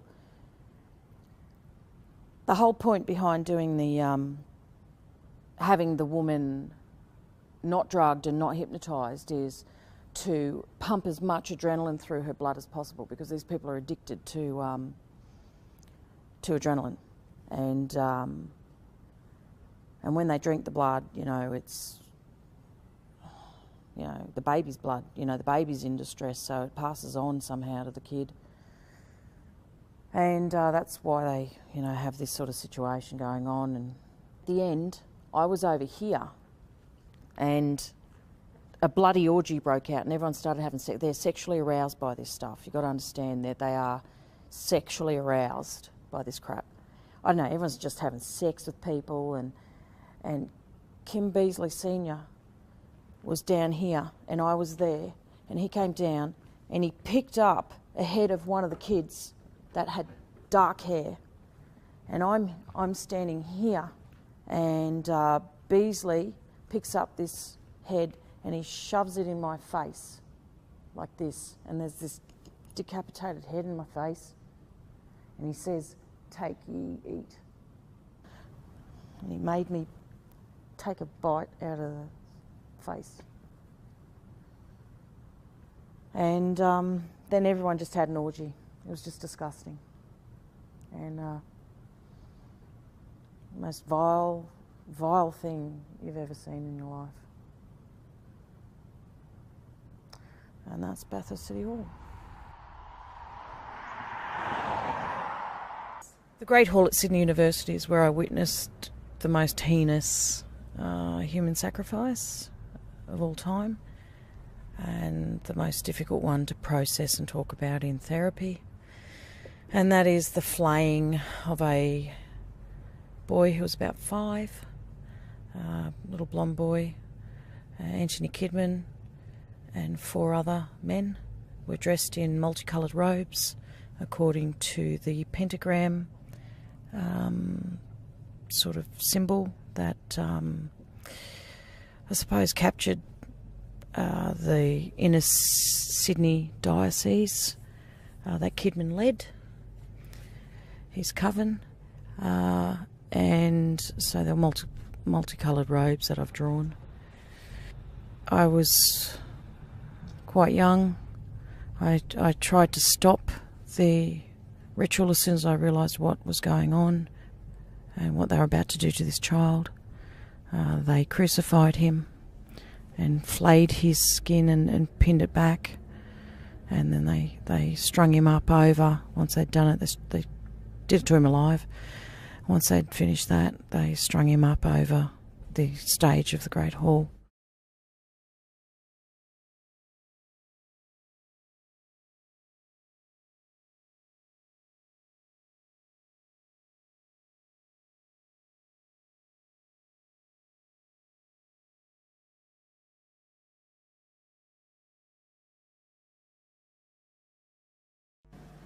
friends of the family and strangers, and my family used to rape me, make me abort the babies I had. It would be hard to imagine more misery and suffering than what Teresa says she's had to endure. Then us kids would be made to do things with the adults and the animals, and then a sacrifice would happen. The sacrifice, were these animal sacrifices? Animals and people. On what scale do you think this was happening? Enormous, far beyond what we've ever heard of here before. Teresa's mother, Bridget.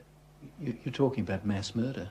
Yes, on a scale that this country's never heard of before. Like the old people's homes now, these are... For the first time, Teresa is learning what it's like to live with love instead of fear. Pretty low.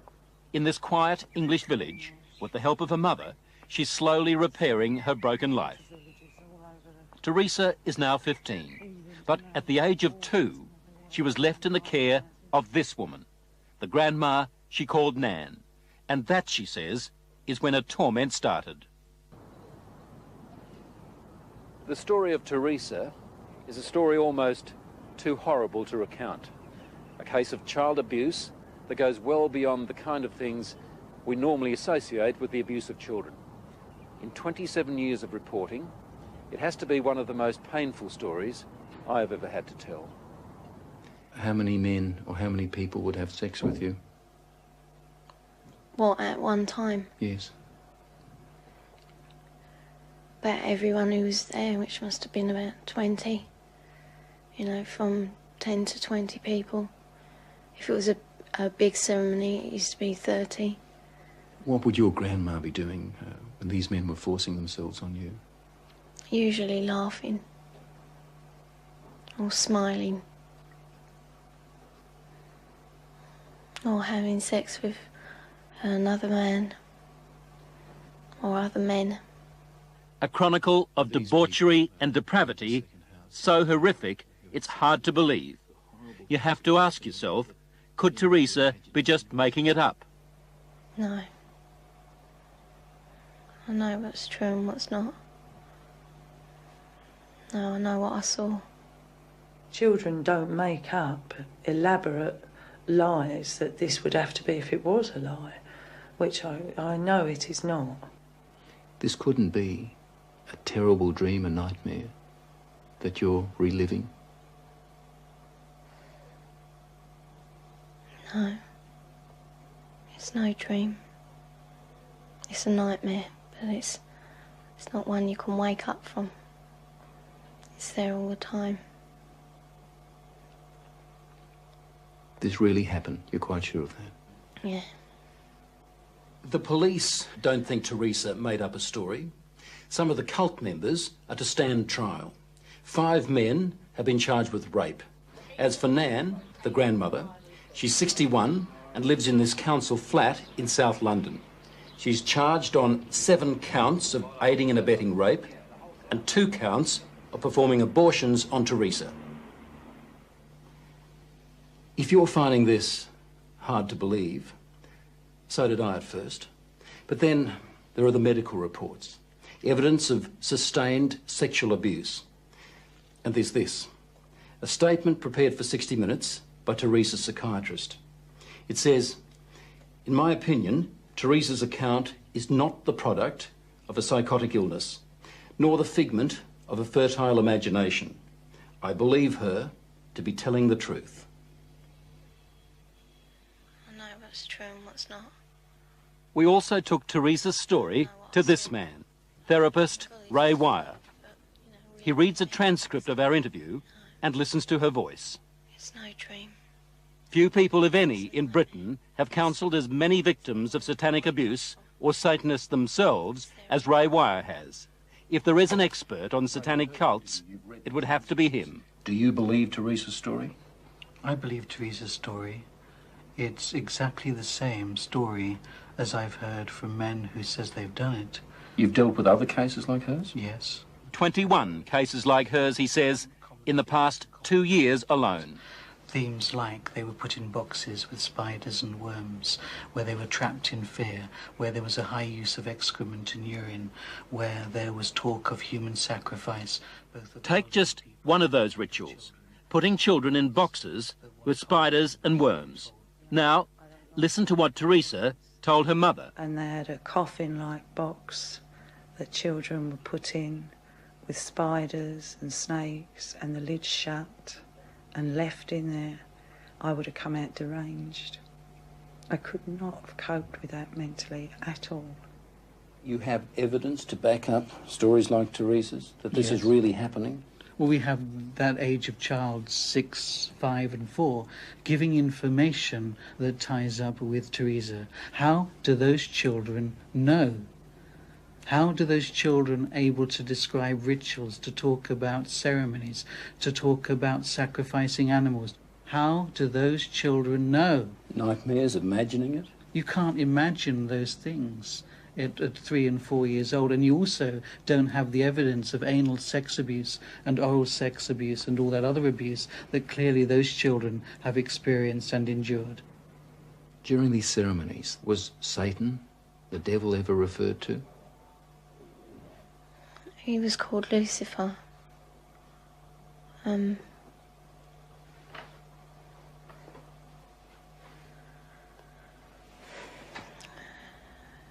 What did they say about the devil, about Lucifer?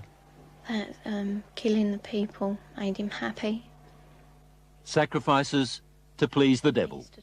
According to Teresa, the worst rituals took place at a house somewhere in the country.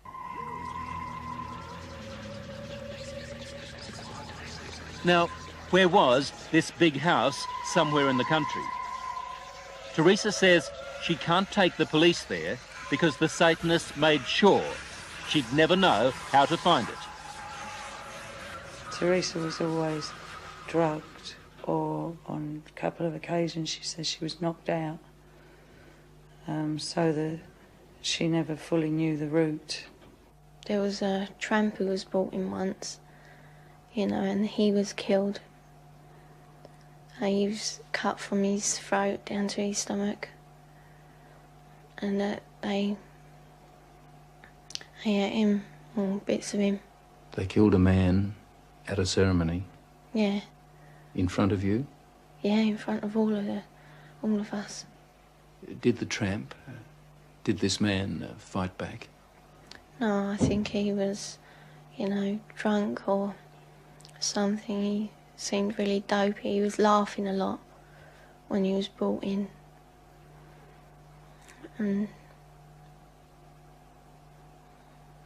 he started screaming when they began to cut. But after a while, you know, he died. I'd seen a few killings before then. Although I wasn't used to it, you know, that was the worst one. I really don't know what I thought. I suppose I thought, thank God it's not me. Let me get this right now. Are you saying that you saw more than one person killed in that house? Yeah. I've seen loads of babies killed there, just newborn babies, or aborted ones which were only small. You know, 4-year-olds. Any age, really. Did they ever say they might kill you? They threatened to kill my little girl, who, when I left, was still at the house. A friend? Huh? What little girl? My little girl, Alex. She's about 4 now. You mean you had a child? Yeah. How old were you when you had that child? 11. Motherhood at the age of 11. But from what Teresa told her mother, it wasn't the only pregnancy. We think about 7 or 8 times. It's hard to say. It was constantly happening from the time she was capable of being pregnant. What happened to the pregnancies, to the babies? They were aborted by my nan or by one of the doctors at the house. There were doctors there at that house? Yeah, there was 2, I think. Yeah, and a nurse. What would happen to the fetuses, the unborn babies? They used to be taken away most of the time, and one time baby was taken out of me and then killed in front of me because it was still alive. And then, what would happen? Well, after they killed it, they would eat it. Well, we were also made to eat it. You were made to eat your own fetus? Yeah. Who made you do this? My nan. Did you ever try to run away? You must have been frightened. A couple of times I did, but my uncle, he caught me and brought me back. Going to the police? Did that occur to you? No. No. I thought it was normal, you know, even though I didn't like it. You know, I mean, you don't like to eat greens, but you know, somehow I thought it was just her being called to be kind or something like that. She said to me it was something that everybody did, she thought, you know, like you don't like going to school or the dentist, you don't like going to the black masses. It was never any different. I didn't have nothing to compare it to. All part of life, Teresa thought. As we said earlier, the police have already charged some members of the cult, and we know they're also investigating Teresa's accounts of those ritual killings. If there were as many, she told us, then the Satanists had a problem. How did they get rid of the bodies? They had a tub, you know, pretty big, I don't know. A very big tub, and they used to put the bodies and bones in there. And it used to go like, you know, fizzy and that. And then there was nothing left. Or there didn't seem to be, but when they cleared it out, there used to be a sludge at the bottom. Teresa's story, her account, doesn't really surprise you. It doesn't surprise me in the light of satanic abuse, no. Do you get frustrated with people who just won't accept that these things do happen? Yes, because I've worked with murderers in prisons for years. Not that long ago, a boy was found in a forest in southern England without a head. We have no doubts that men can do that. And yet when we start talking about men within Satanism who actually believe in evil and it's the right to express evil, we suddenly have a doubt. It was big, you know, expensive. From the front, it looked like a castle. You know, it had a long drive and big double wooden doors. Do you think they were rich people then? Very rich.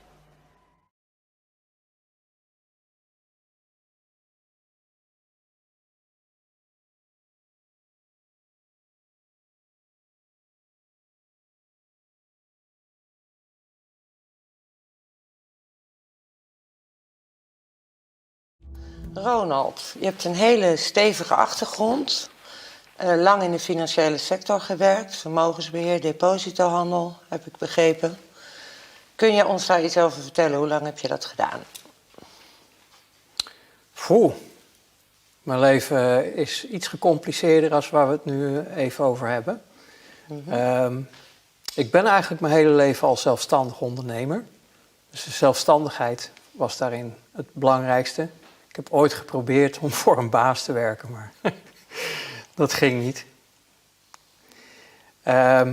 Het zelfstandig ondernemen, ik heb dus vele disciplines doorlopen. En een deel daarvan was in de financiële wereld. En dat kwam omdat zeg maar, in alle andere dingen waar ik in werkte als zelfstandig ondernemer, een eigen damesmodelijn, autohandel, maar ook import-export. Daar was ik altijd zo druk mee dat zeg maar het geld wat ik daarmee verdiende, dat bracht me eigenlijk al richting de financiële wereld. Omdat je had met de import-export te maken met verschillende valuta's. En dan kwam ik bij een beurs om dat bijvoorbeeld om te wisselen, via agenten. En een van die wisselagenten, die zei op een bepaald moment: Ronald, ik kijk nu al heel lang naar je leven. Je bent altijd aan het werk, je verdient geld, dat zien we ook wel. Maar wat is nou eigenlijk je doel? En toen zei ik van nou, het enige wat ik wil als zelfstandig ondernemer, dat is zoveel mogelijk geld verdienen. Want hoe meer geld ik heb, hoe sneller ik zeg maar niet hoef te werken of totaal vrij ben, aanzien heb, alles wat je eigenlijk in deze samenleving met elkaar wil. Althans, zo dacht ik toen. Hij zegt, joh, stop met al die werkzaamheden, al die bedrijven. Ga gewoon in de geldhandel, ga in de financiële wereld. En dat is eigenlijk het begin, wat aansluit op hetgeen waar je het net over had. Die man, die had dus een zetel op een beurs. En die deed in valutahandel. Die deed in depositohandel, dus het handelen in vermogens voor renteverschillen. Dat je kan winnen op rente. En daaraan gekoppeld zat dat vermogensbeheer. En die drie samen was een heel mooi pakket, een aantrekkelijk pakket, waar ik op ja zei. Nou, zij zei oké, je kan mijn zetel overnemen. Ik ga je trainen. Ik ga je inwerken in het netwerk. Maar daartegenover stond dan wel dat zeg maar uit mijn winst per jaar 10% afdroeg nog aan hem. Dus het was een overdracht, het was een verkoop plus een stuk van de winst. Ik zei ja, prima. En toen zei hij, je moet één ding weten. Als jij je geweten niet in de diepvries kan zetten, en dan niet op min 18, maar op min 100, dan moet je er niet aan beginnen. Oeps. Dat was de boodschap, want je wil veel geld, dat kan je krijgen, ik kan je helpen, maar er hangt wel een prijskaartje aan de andere kant. Want met een geweten kan het niet. Nou, ik moest daar erg om lachen, ik was een jonge hond. En vanuit zeg maar hoe ik uit mijn jeugd in het leven was gekomen, mijn jeugd was niet zeg maar de meest ideale omstandigheden, had ik al een soort van wereldbeeld, mensbeeld. Hoe bedoel je dat? Dus niet warm, zeg maar, geen warme achtergrond? Mijn moeder heeft altijd heel erg haar best gedaan om zeg maar de liefde vanuit moeder zeg maar te geven. Maar daarin was ze beperkt doordat de vader zeg maar binnen het gezin eigenlijk ervoor zorgde dat we vaak in een soort van oorlogsgebied zaten met elkaar. Dus dat was niet echt een model waarvan je denkt van nou geweldig om hierin te zijn. Maar dat bouwde wel eigenlijk voor een kind wat opgroeit een beeld over de wereld op. Waar ik van dacht van nou met die mensen en de mensheid, dat is niet echt op en top. Dus daar paste die diepvriezer wel in, zeg maar? Ik was eigenlijk een klein beetje daar al in gewend geraakt om jezelf te beschermen. Dus de diepvriezer aanzetten was voor mij eigenlijk te doen. Ja, overlevingsmechanisme geworden. Ja, en het beeld wat ik over de mensheid had en over alles om me heen was ook niet zo positief. Ik dacht dus eigenlijk alleen maar aan mezelf. Zo was ik een beetje zeg maar gevormd uit overleving. En ik ben erin gestapt. Nou, dat betekende dat ik dus langzaamaan klanten kreeg. En naarmate ik steeds beter werd binnen het netwerk, in het werk wat ik deed, kwam ik ook steeds dieper zeg maar in die financiële wereld terecht. En dan blijkt zeg maar de wereld toch heel klein te zijn. Dat merk je elke keer. En dat was in andere zaken ook. Toen ik in de import-export zat met granen en dergelijke. Dan merk je, oh, dat is ook maar een klein kringetje. En zo is de financiële wereld. Als het gaat om de hardcore. Dus niet over juffrouw Jannie aan het loket bij een bank of zo. Nee, ik heb het nu over, zeg maar, de grote geldstromen die op aarde rondgaan. Waar je mee gaat handelen. Je hebt het over de aarde, dus niet over Nederland in het bijzonder. Dat stuk waar je in zit. Nederland speelt wel een bijzondere rol in dit verhaal. Maar Nederland is niet het centrum van de aarde. Nee. Nederland is een onderdeel van een groot wereldwijd financieel systeem. Ja. En daarin werk je bijvoorbeeld via beurzen. Als je officiële transacties wil doen, kan je dat via beurs doen. En heel veel banken die zeg maar de geldwisselaars zijn, die hebben bepaalde opdrachten van cliënten waar ze zelf moeilijk mee weg kunnen. En dan is het handig om dus mensen zoals ik toentertijd te hebben. Dat zijn eigenlijk de katvangers. Je kan ook zeggen de loopjongen van het grote geld. Die dus zeg maar via constructies, rechtsvormen, internationaal, het geld zo gaan bewegen dat het allemaal oké is. Dus dat alle toezichthouders, alle reglementen die er in de wereld zijn, want die zijn er, dat niemand daarin wakker wordt van hier is iets aan de hand. Zoals we een jaar of 2 jaar geleden een hoop ophef hadden over Panama. De Panama Papers. Ja? Ja. Ja, dan belastingontduiken. Dan denk ik van, dat ging dan over belastingontwijking. Ja. Ontduiking is alle regels overtreden. Het ging hier om ontwijken. Ja. Maar als je dan ziet wat daar op dat moment gebeurt en denkt van jongens, dat is heel oud nieuws. En wie ben je nou aan het vervelen ermee? Want dit gaat over niks. Maar voor de bevolking is dat geweldig nieuws. Ja. Maar het gaat over niks. Maar het laat wel zien dat er iets in deze wereld los is. Dat dus bijvoorbeeld mensen uit Nederland met een bepaalde positie daar bankrekeningen hebben met rechtsvormen, waardoor ze in Nederland geen belasting betalen. Maar dat is allemaal volgens de wetten en de regels. Nou, dat soort constructies was een onderdeel van het werk. Dus als er bijvoorbeeld een wissel was, we hebben wissels gehad, we hebben de eerste boycotten meegemaakt van toen Irak. Dat was in het begin van de jaren 90. Er was er een boycott op Irak vanwege de oorlogssituatie die daar was ontstaan. En dan kwamen er dus bijvoorbeeld wij noemden dat de Iraki-dollars kwamen vrij. De Iraki-dollars, dat waren gewoon Amerikaanse dollars. De Amerikaanse dollar is gekoppeld aan de olie. En daarmee is het een wereldhandelsmunt geworden met een dekking op een grondstof olie. Zolang die koppeling er is de dollar nog wat waard. Ja. En de Iraki's mochten de olie officieel niet meer verkopen. Er zat een boycott op. Ja, er werd nog nooit zoveel olie verkocht. Met discounts in dit geval. Omdat er officieel was, mocht het niet. Dus met wat korting ging het gewoon de grenzen over. Ja.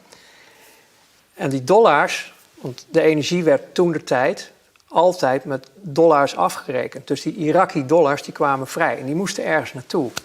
En dat kon niet zomaar aan een loket, want de controles, de regelgeving, zorgde ervoor dat er een bepaalde bescherming was. Want witwas, criminele organisaties, toen was dat ook al een beetje. Nu is het terrorisme allemaal, maar dat was toen ook. Dus dan heb je dus mensen nodig die zeggen, ik pak de hitte wel over. Dus dan werd je uitgenodigd, bijvoorbeeld in Duitsland. En dan kwam je dus in een bankgebouw met kelders. En daar stonden dus hele rijen vol met geldwagens. Zo. En dan denk je, geldwagens. Kan, transport, een druk bedrijf. Kom maar even mee. En als ze dan allemaal vol zaten tot aan de nok met dollars. En dat ze zeggen, dit is allemaal cash en dat moet weg. Zorg maar voor ponden, zorg maar voor Duitse marken, zorg maar voor dit, dat en het moet zus en zo en het moet dat daar moet en weg. daar. Hebben we het nu over witwassen? Of... Nou, het verwerken van cash. Ja. Het verwerken van cash op een manier dat het weer legaal binnen het circuit terugkomt. En dat was jouw taak?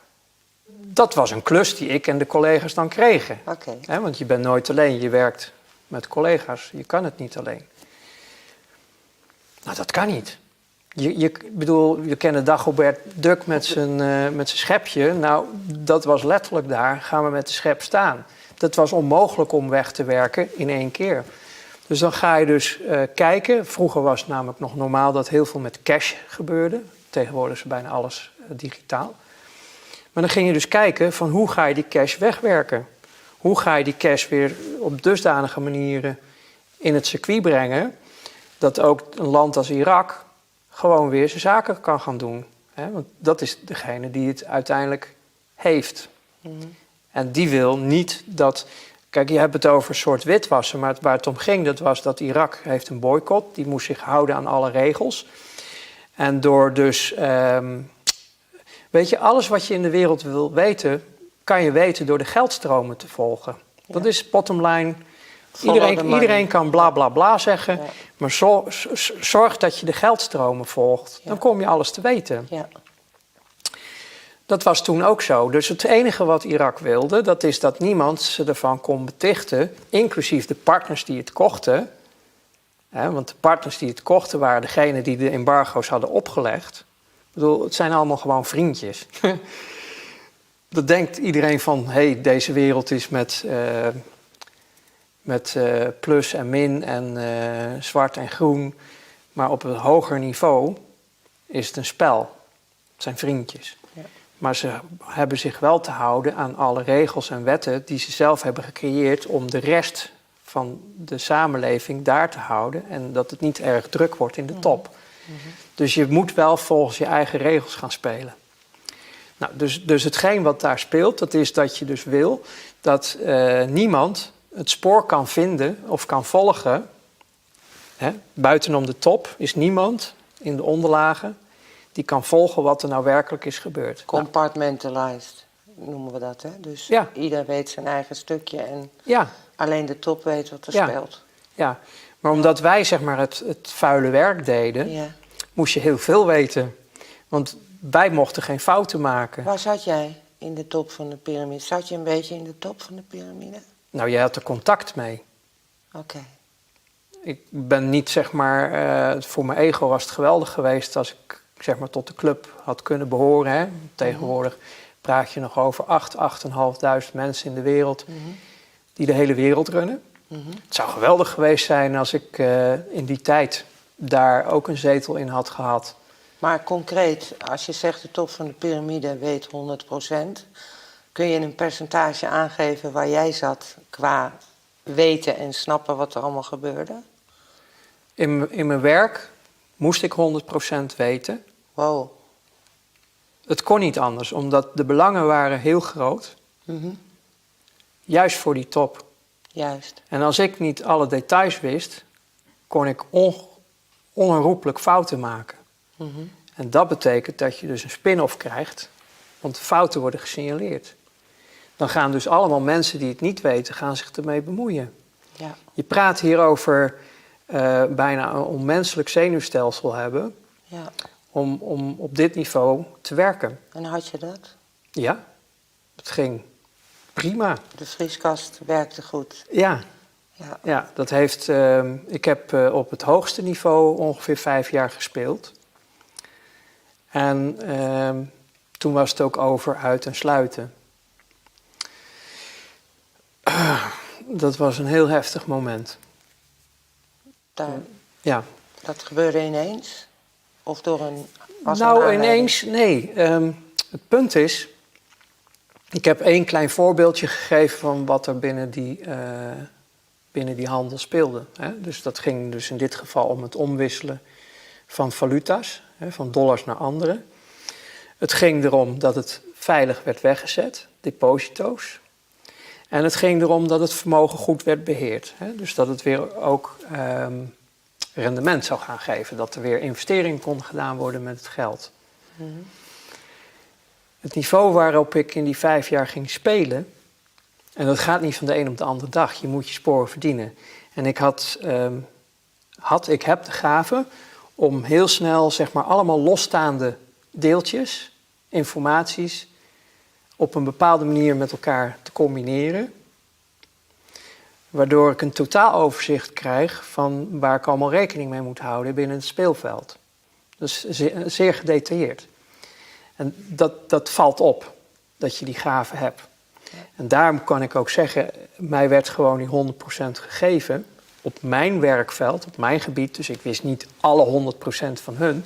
Ik wist alles wat ik moest weten in de 100% van de zaak die ik moest draaien met collega's. En daar had ik dan vaak de leiding in, omdat ik heel snel alles overzag. Je kon schakelen ook. Ja, en ik kon ook de innovatie er nog in gooien van hoe los je het dan op. Ik vond dat leuk. Ik vond het leuk om te creëren op een manier dat je alles en iedereen te vlug af was, te slim af was. Kon spelen met al die regels en dat het allemaal ook nog klopte. Dat vond ik een heel leuk spel. Maar aan de andere kant had je een hele hoge verantwoording. En je kreeg steeds meer te weten over de werkelijke wereld. Want via de financiële wereld kom je alles echt te weten. Maar dus je alles? Op welk vlak moet ik dan aan je klanten kon je heel duidelijk een wereld ontdekken, hoe die in elkaar zat. En achteraf gezien wist ik nog steeds niet alles, maar ik wist al wel veel. Want je klanten waren banken, die wilden hun handen ook schoon houden. Ja. Maar binnen zo'n bank zitten dus een aantal mensen die weten donders goed wat er altijd speelt.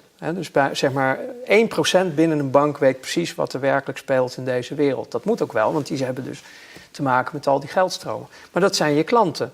Maar je hebt ook uiteindelijk met overheden te maken. Je hebt te maken met multinationals.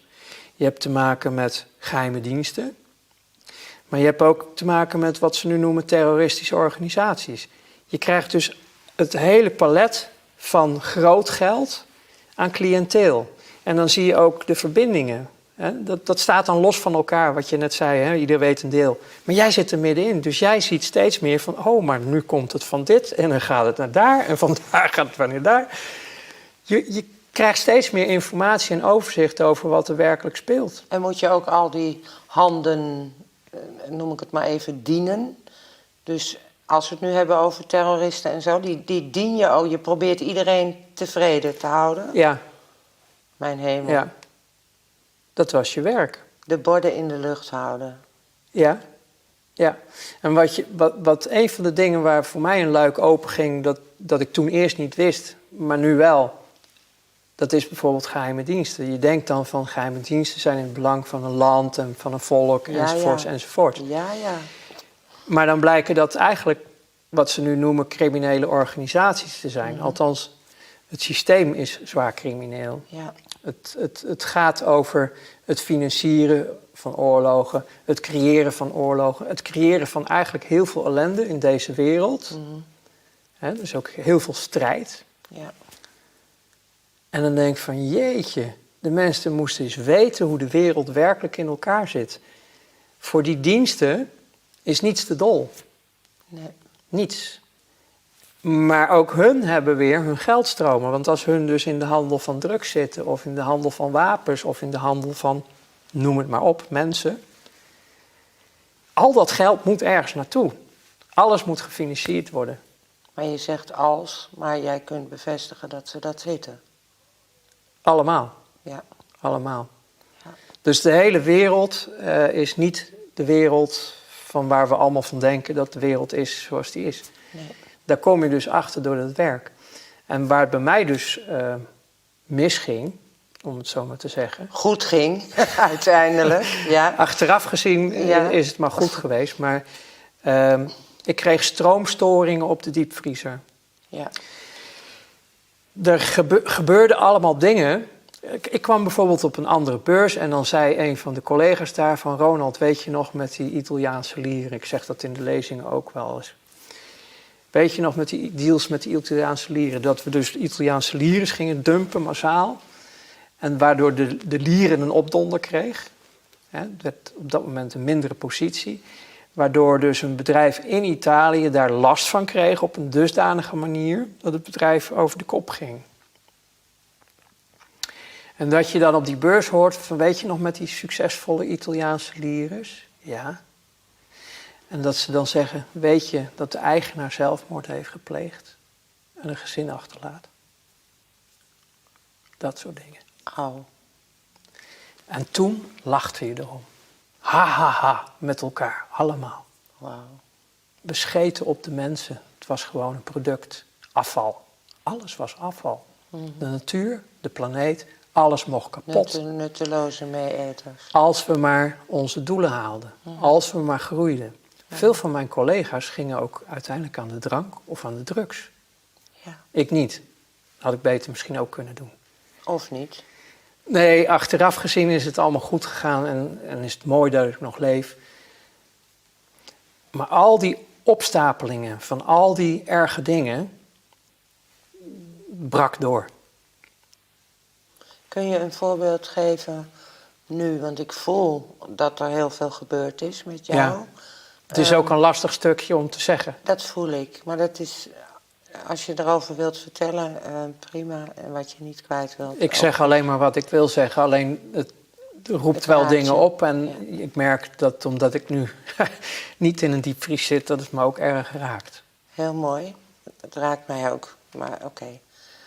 Kun jij vertellen wat het ergste is wat je hebt meegemaakt? Waardoor je zegt, en daar was voor mij gewoon toen Nou, dat is dus het breekpunt geweest. Je komt zo diep in die kringen. Je tekent ook eigenlijk ik heb niet met bloed getekend ergens voor, maar je tekent wel een contract voor je leven dat je zwijgt over namen van bedrijven, organisaties, personen. Dat is ook de reden waarom ik denk nog steeds leef. Je houdt je daaraan.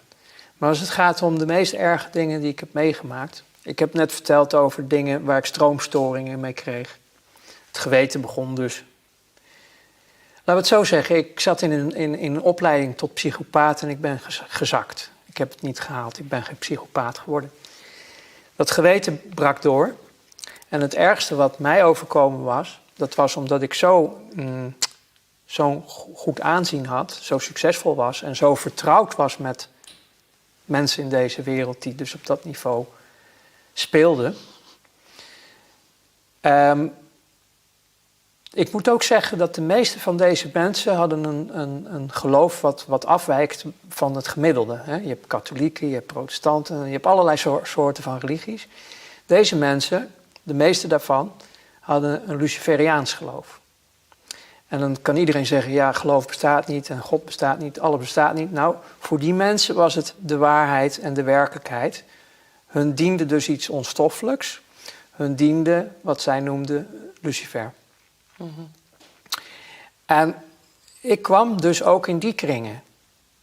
Alleen ik lachte erom, want het waren voor mij gewoon klanten. Dus ik kwam in wat ze noemden Satanskerken. Ik wou zeggen, we hebben het nu over het satanisme. Ja, okay. Ik kwam dus in Satanskerken, maar ik kwam zeg maar op route even langs, even buurten. En daar was dan op dat moment een heilige mis, hun heilige soorten mis. En dat was met blote vrouwen en wat drank en dit en dat. En ik vond het alleen maar leuk. Hmm. Ik hechtte weinig of geen geloof aan hun geloof. Of ik was er eigenlijk niet eens van overtuigd dat het überhaupt allemaal wel bestond. Het was meer een schouwspel voor jou? Ja, ik zag gewoon de donkerte en de slechtheid en de diepte daarvan zit in de mens zelf. Ja. Ik koppelde het nog niet zo. Maar ook die kringen verkeerde ik dus in, omdat als gast zeg maar, omdat ik vond het allemaal wel leuk. Al die blote vrouwen en al die dingetjes die daar speelden. Het was het vrije leven. Maar er kwam een moment, toen werd ik dus uitgenodigd, daarom vertel ik dit ook, om mee te gaan doen aan offers in het buitenland.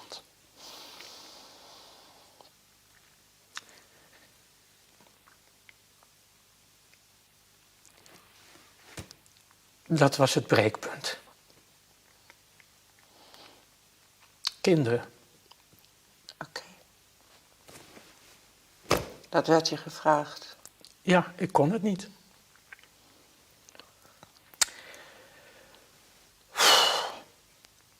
Wil je even stoppen trouwens? Of nee. Oké. En toen begon ik langzaamaan eigenlijk in te storten. Ik had zelf als kind nogal wat meegemaakt. Ja. En dat raakte mij zo. Alles ging om. Maar dat is de wereld waar ik uitkom. En toen begon ik dus dingen te weigeren binnen mijn werk. Ik kon het niet meer. En toen werd ik een gevaar. Voor hen, natuurlijk. Ik begon niet meer optimaal ik begon te rammelen en ik had dingen geweigerd. Ik had niet deelgenomen. Want het gaat erom, uiteindelijk in die wereld, dat ze iedereen ook in hun zak willen hebben. Ze moeten chantabel worden. En het chanteren van mij was erg moeilijk, als ik het allemaal achteraf bekijk. Dat hadden ze willen doen via de kinderen. Ja. En daar brak ik. Ik ben daar via mijn werk juist alleen maar zwaarder in getraind. Omdat als je deals zet, moet je ook de media manipuleren. Je moet heel veel manipuleren. Want alles moet lijken als dat het allemaal niet klopt en niet is zoals het is. Alles moet anders overkomen. Zeg maar, je kijkt naar het volk eigenlijk als schapen. Ja. Die je alle kanten... Zet er een paar bodycollars rond en drijf ze maar. Want klopt. Ik moet eigenlijk zeggen dat ik het nu nog steeds een beetje zie dat het zo gaat. Dat mensen nog steeds, zeg maar, via de systemen en methodieken die we zelf vroeger deden, nog steeds bejegend worden en dat het nog steeds ook zo gaat. Dat mensen nog steeds maar niet snappen hoe het werkelijk in elkaar zit en nog steeds maar op het niveau zitten van als ik mijn pot bier maar heb en weet ik wat allemaal. Het helemaal op zichzelf gerichte, ook weer vanuit overleven. Ik bedoel, het is het programma wat draait. Maar je ziet nog steeds hoe makkelijk je mensen eigenlijk een kant op drijft. Ja. Als je aan de knoppen zit. De massapsychologie. Het negatieve, je mag zeggen het kwaad, het Luciferiaanse, het satanisme, hoe je het wil noemen. Het is een werkelijke entiteit. Ik ben werkelijk erachter gekomen dat wat ook in zo'n Bijbel staat, en het staat niet alleen in de Bijbel, het staat in zoveel boeken. Er is werkelijk een shift geweest, een afscheiding geweest van de lichtmanifestatie. Waarin eigenlijk een club voor zichzelf is begonnen. En een haat, een intense haat heeft, een kwaadheid heeft. Die maar heel weinig mensen werkelijk op waarde durven in te schatten. Want het is een allesvernietigende kracht die ons haat. Ja. Die haat de schepping, die haat het leven. En zal er ook alles aan doen om ons mensen te vernietigen. En hoe doe je dat? Door ze uit elkaar te houden. Verdeel en heers, dat klopt. De mensheid is namelijk de manifestatie van het licht. Dat is de werkelijke creatie. Zolang je die maar gescheiden houdt in allerlei zaken, zoals politieke partijen, kleurtjes waar we op afgerekend worden, noem alles maar op. Dan zorg je ervoor dat jouw grootste vijand, vanuit het Luciferiaans gezien, niet tot zijn volle potentie komt, niet tot zijn volle kracht komt. Niet kan gaan staan, want op het moment dat dat gebeurt, dan verdwijnt het. Dan verdwijnt die hele brulboei, dat monster, het monster van meer, die verdwijnt. Wat ik wel eens zeg tegen de mensen, er is een generaal, een oud-Amerikaans generaal, en die zet een hele zaal in het donker. De ogen wennen aan het donker en je ziet werkelijk niets. En het man heeft niks verder gezegd. En die doet paf, een aansteker aan, 1 lampje. En omdat de ogen gewend zijn aan dat ultieme donker, verschijnt eigenlijk een lichtmanifestatie door dat ene vlammetje in die hele zaal. Iedereen ziet elkaar weer een beetje. En dan zegt hij, kijk, zo krachtig is ons licht. Mooi. Verenig. Ja. Kom samen. En het hele shitverhaal is weg. Ja. Zo snel kan het gebeuren. Ja.